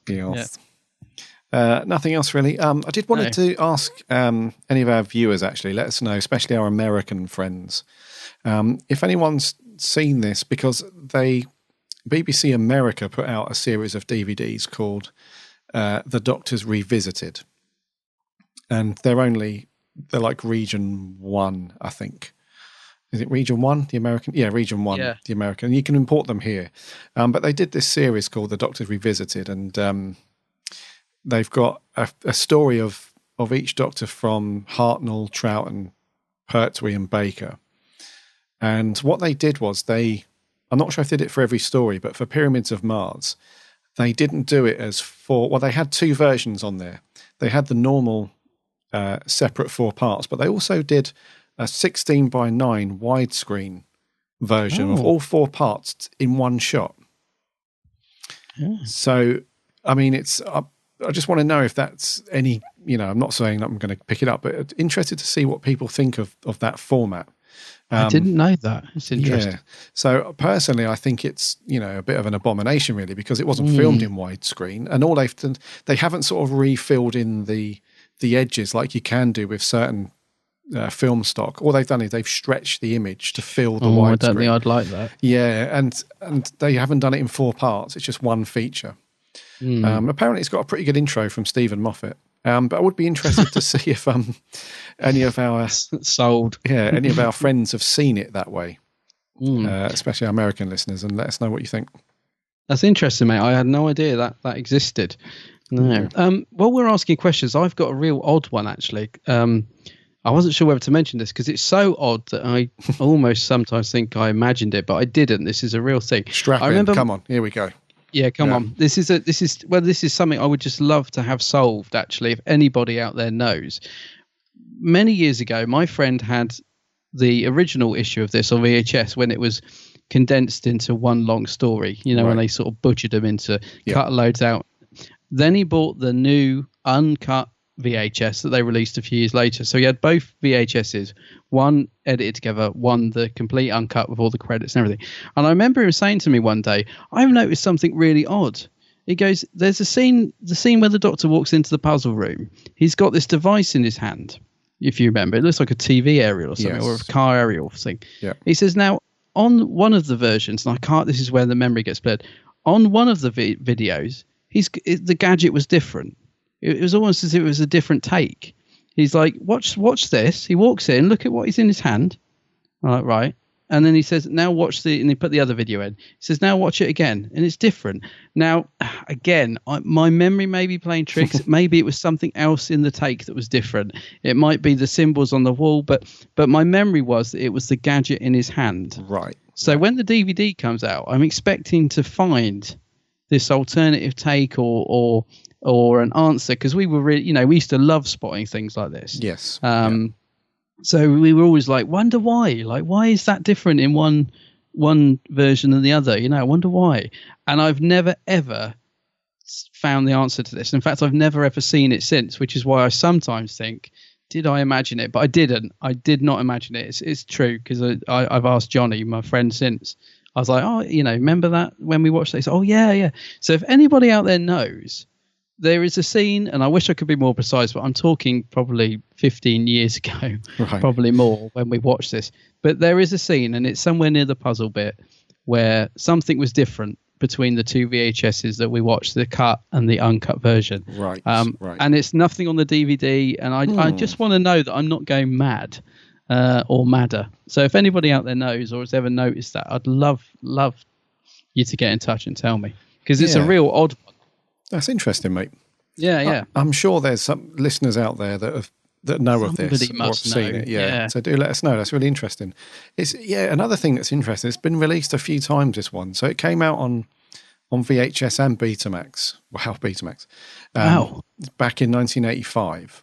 As just one long feature, as you say. Then it was released in as episodic format in 1994 on video. And then it came out on DVD in 2004. So 10 years later, it came out on DVD. Then it was put as an extra on the Sarah Jane Adventures complete box set. Oh, it's a Blu-ray. Yeah. Yeah. So it was put on there. And then it came out again as this, the Doctor's Revisited Volume 1 box set. The American BBC America format. So it's actually been out 5 times across various different releases and formats. So there must be, some of our listeners, either here or in the States, wherever, that know of these little things. Oddities, yeah. So I'd be fascinated. It's the only thing I can think of is the BBC supplied a slightly different edit for when they put it in episodic format. Well, next time I see John, I would love to see it again, because I can sort of remember it fairly clearly in my mind. But you know what it's like over the years, you get muddled, and I can't remember exactly what it was we spotted. But that's what sticks in my mind, that we were baffled by the fact something was different in between the two of them in the same scene. So hopefully someone out there will know what I'm waffling on about. And next time I see Johnny, I'll ask him if he's still got both videos. But of course, none of us have got a video player now. So, but I would love to see it again. I'd just love to see, because I'm sure there's nothing on the DVD about it. I'm sure there's not. No, because it's bugged me ever since. It's bugged me ever since. Yeah. So if anybody knows what I'm on about, get in touch. Let us know. Yeah. Rightio, scores then. Right. Let's go. Completely fresh, because I didn't give it a score properly. Oh, you before. didn't? Okay. Nope. So it's me to go first, I think. Yeah. I'm going to give this an 8.5. Ah, snap. Oh, cool. I always think of the two doctors when I say that. Snap. Yeah, just showing you 8.5. Okay. That's exactly what I gave it. Yeah, it's very, very close to a 9, but not quite for me. I really like it, but yeah, 8.5. Cool. What did our lovely listeners think? Let's do a couple of audio clips first. First one is George Puddy. Hello, Karen Adams. So, the Pyramids of Mars. I've never seen this story before, so, but before I get onto my review, I feel I must just pay tribute to the absolute legend that is Dudley Simpson, who, music in this story is great, by the way. Rest in peace, Dudley. I love the Fourth Doctor's costume in this one. Tom Baker and Liz Sladen's chemistry is brilliant. It has a very intriguing premise. I love the Fourth Doctor in this one. Tom Baker puts in a great performance. The mummies are quite creepy, actually. Parts 1 and 2, though, are boring, and nothing happens, but the fourth is a thrilling extravaganza. Sutek looks fantastic, and is a superb villain. Gabriel Wolfe puts in a brilliant performance, and the confrontation between the Doctor and Sutek is masterful. So, I've never seen this story before, and I have to say it was a disappointment. Everybody says it's a classic, one of the best Doctor Who stories ever, and I just didn't feel it. Parts 1 and 2 and 3 were really boring. Nothing happened. I struggled to hold my attention. And it's only to part 4 that something actually happens. Part 4 is amazing, but I just feel that didn't hold my attention as a story. Sutek's brilliant in it, though. I'm going to give this story a 7.5 on the level of something like The Unquiet Dead from the new series. See you guys next week. Thank you, George. Interesting. Yeah, not a bad review there, mate. Thank you very much. I do totally see where he's coming from, mate. That's what I was kind of saying earlier. I think it can feel slow if you're in, I don't know. It depends what mood you're in, I think. I know where you're coming from, George. Yes, it's definitely one of those stories where if you lean more towards viewing Classic Who as sort of one a day or a couple and then a few days, definitely this one. Yeah. Right, next audio clip. This is Sammy Satine. G'day, Gary and Adam, Sammy Satine here. So, Pyramids of Mars. Interestingly, it appears on the Sarah Jane Adventures Series 4 DVD as a tribute to Elizabeth Sladen. Also, the voice of Sutek is the same guy who voiced House and the Doctor's Wife. I'm very excited about Sutek returning to Big Finish. Anyway, this episode was good. I love Tom Baker. His Doctor is just great. Love his coat in this too. Also, I like Lawrence Marcus's brother. Sarah Jane is joy as always. I love how they reference the fact that Victoria wore the dress before her. That was lovely. How is the pyramid-shaped rocket meant to get Sutek out of his prison? It kind of reminds me of the Beast in the Impossible Planet / the Satan Pit. Not only because of the voice, but is the donkey head the consciousness and the bit in the pyramid his body, or what? I never understood that. Great story though. 8 out of 10. See ya. The donkey head. 8 out of 10. Oh, that's a real shame because my Skype cracked up in the middle of that and it just came back as you were laughing. And I was like, oh no, what did Sammy say that you were laughing at? I'll have to go back and listen to it again, Sammy. Was she calling it donkey head? Yeah, the donkey. Yeah. Cool. Thank you very much, Sammy. Right, over on Twitter, we did our normal poll and we asked you what your thoughts were. 96% of you said likey. And only 4% said stinky. Stinky. So a few of you there. Yeah. Not really liking it. Let's go over to Facebook. Kevin Mullen says, quintessential Doctor Who. Fourth Doctor and Sarah at their very best, borrowing all the tropes of Hammer horror movies and adding a science fiction twist that Hinchcliffe era did so well. Sutek, we have perhaps the most utterly evil character the show has ever given us, and his performance is even more remarkable, considering it's done solely through vocal talents of Gabriel Wolfe. Supporting Carter, outstanding. The direction of the recently deceased Paddy Russell is excellent. The music by the legend that was Dudley Simpson is memorable and effective. The final episode is admittedly like watching an episode of The Crystal Maze, but that doesn't detract from the brilliance of the story. I bring Sutek's gift of scoring and award Pyramids of Mars 100 out of 100. Oh, okay, nice. Sutek's gift to scoring. I like it. Joseph Howarth said, one of the best Fourth Doctor stories, a personal favourite of mine. Only nitpick with the otherwise brilliant story is the last part is just filler. And we clearly run out of budget at that point. And Sutek sounded like he was crapping on the lav when he's pushed back through the time.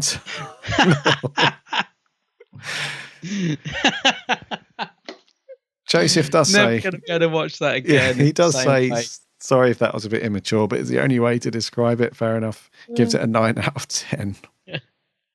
Let's go back to the audio clips. This is Jake Birtwistle. Hi, Gary and Adam, and everybody else listening on this week's Big Blue Box podcast. Pyramids of Mars. This is quite possibly my favourite classic Who story. I just love everything about it. Tom and Elizabeth are probably my favourite TARDIS duo. I just love their chemistry. I just can't fault this episode. It used to terrify me as a kid. I do think it is my favourite Tom Baker story. I can't fault it. 10 out of 10. See ya. Wowzers. 10 out of 10. 10. 10. Cheers, Jake. More audio. This is Loopy Loo. Hello! Right. Well, I thought it was very strange Sarah Jane running about in Victoria's dress. Why did they choose to do that? It doesn't really suit her character. But anyway.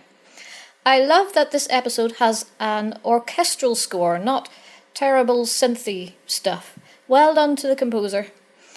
Tom is acting very oddly in this. Sometimes it's like he can't be bothered, or like he's in a huff about something. He's very grumpy.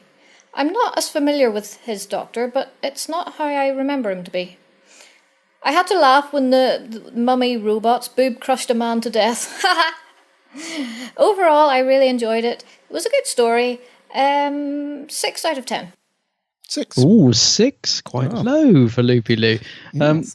Tom's Doctor is very grumpy in it. She is right. He is grumpy in this one. He is, isn't he? Yeah, he is. He's almost getting to the sort of Legopolis style grumpy in this one, but not quite. Yeah. Yeah, proper grumps. Yeah.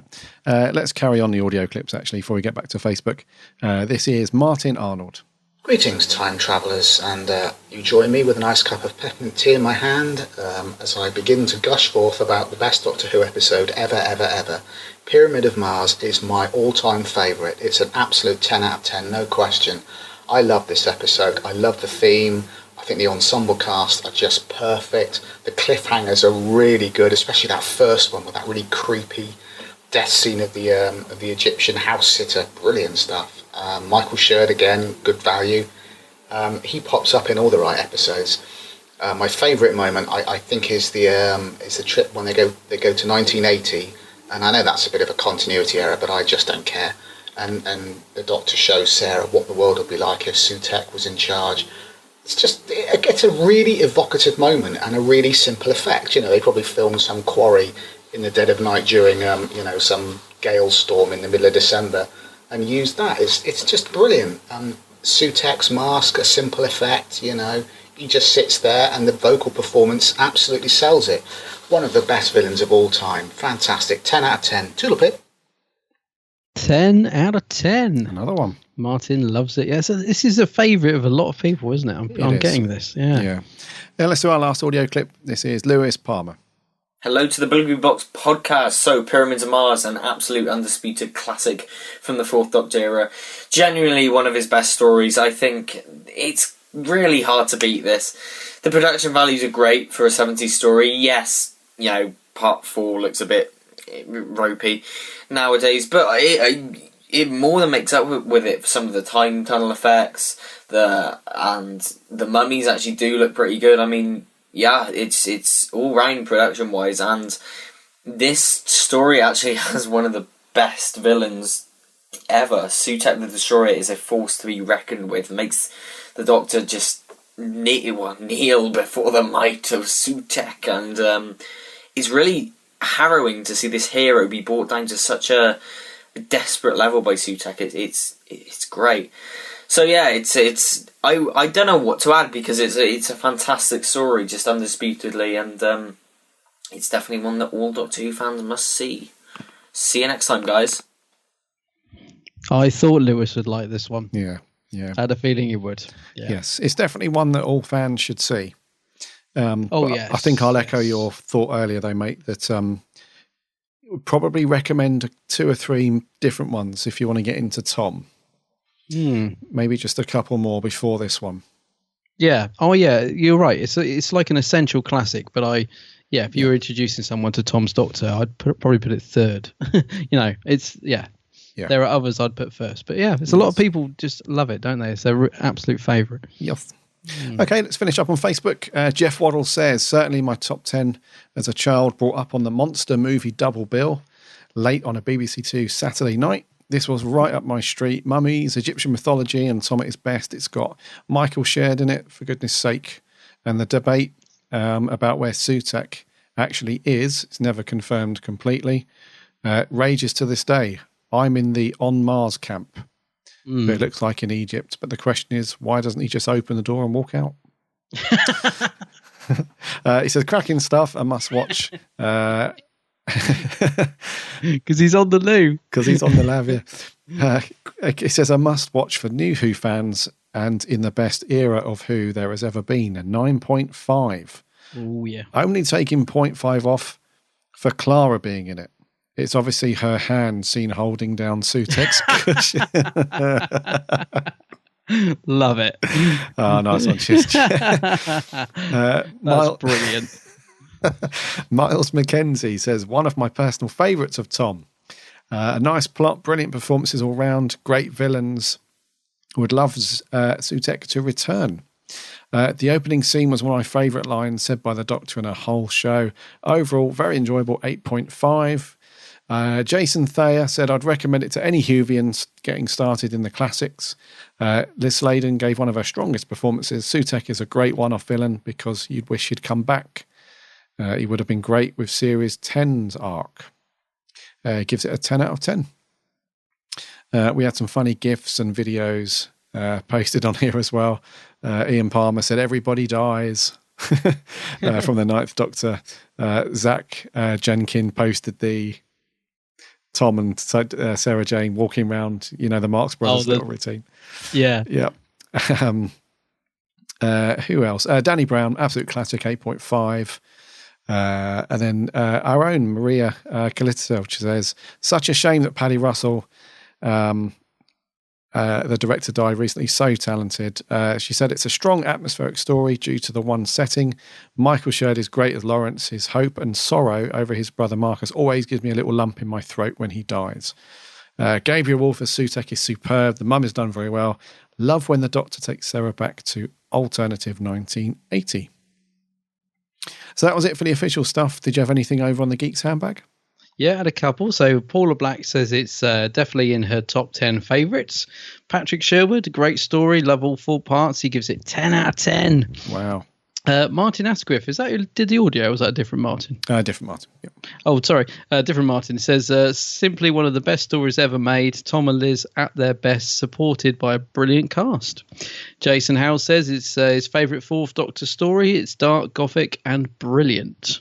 Alex, this is Alex who messaged saying, don't worry if I can't pronounce his surname. I'm going to give it a go, Alex. Oh, my goodness. Alex Kaftazagulu. That'll be it. It says that my favourite story of all time. Best Doctor, best companion, really good menacing villain. Love the Mummies. R.I.P. Russell, Paddy Russell, and Dudley Simpson. Alex gives it a 10 out of 10.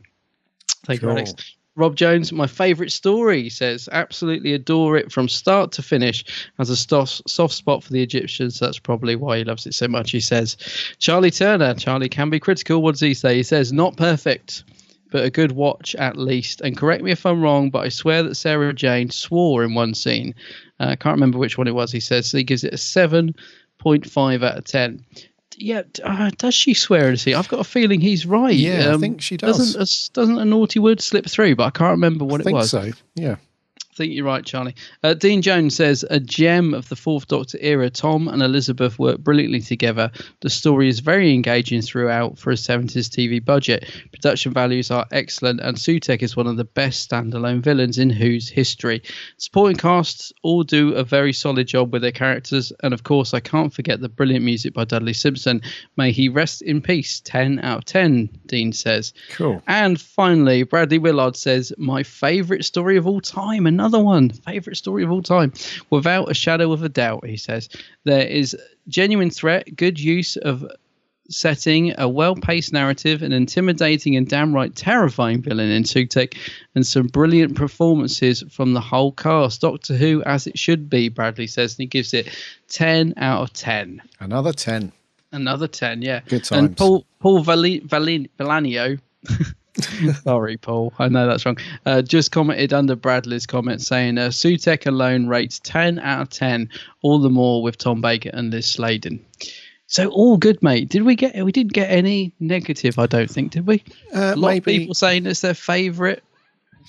Yeah, I don't think all positive, I think. I would say so. Yeah, and a lot of firm favourite as well for a lot of people. Yeah. Oh, actually, no, sorry. George said it was a bit slow, didn't he? He was the only one. And like I say, George, I do know where you're coming from on that. But George found it a bit slow. It was the first time he's watched it. I think it's one of those that George, I think you'll watch it again in a few years after watching more Baker, and it might become a bit like me. I think it will slip into your top 10 over time. Yeah. I would say so. Yeah. So that was Pyramids. Thank you very much for sending in your thoughts and stuff on that. Next week, we're going to continue revisits. So what are we doing next week, buddy? Make sure you dress for the occasion. Oh, that was my terrible Gareth Roberts. Not Gareth Roberts. What's his name? The Master. Whatever his name is. Anyway, we're doing the TV movie. The McGann TV movie. Mr. McGann. Yeah. What is that bloke's name? Because I can't... Not Gareth Roberts. Who is it? The Master.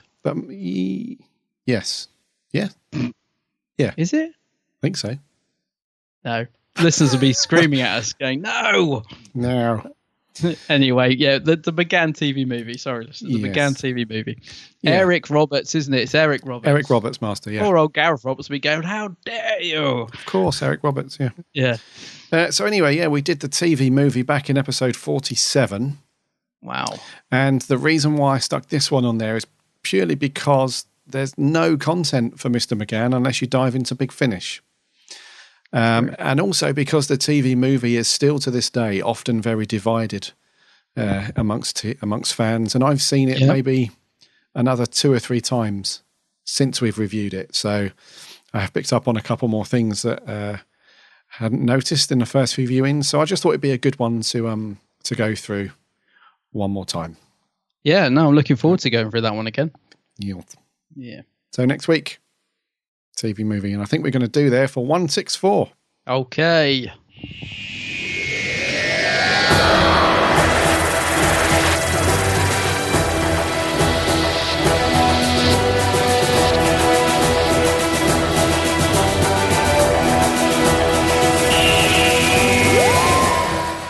Thank you for sticking with us and listening through 164. 164? It is. Yeah, I only just said it a matter of seconds ago, didn't I? Yeah. So very sad news regarding Dudley Simpson and Paddy. It's just really, it sucks having to start off news and go through news when somebody has left us, but good legacies left behind. It's been great talking through Pyramids. Really cool watching that again and talking through it again, and I think we've both concluded that it definitely goes into the top 10. Yeah, definitely now. Yeah. Next week, Revisits Month thunders through, and we're going to look at the TV movie with Mr. McGann. Yeah. It's going to be good. Awesome stuff. Yes. Looking forward to rewatching that one again. So am I, actually. It's been a very long time since I've put that in. Yes. Cracking soundtrack. Yes, that's true. Yeah. And our old friend, Dashni. Yeah.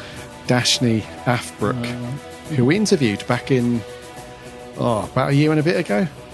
Oh, is it really? Blimey, yeah. That's a lovely interview, actually, if anyone hasn't listened to it. It's a really nice chat with Daphne. Yeah, we had a good catch-up. It's good.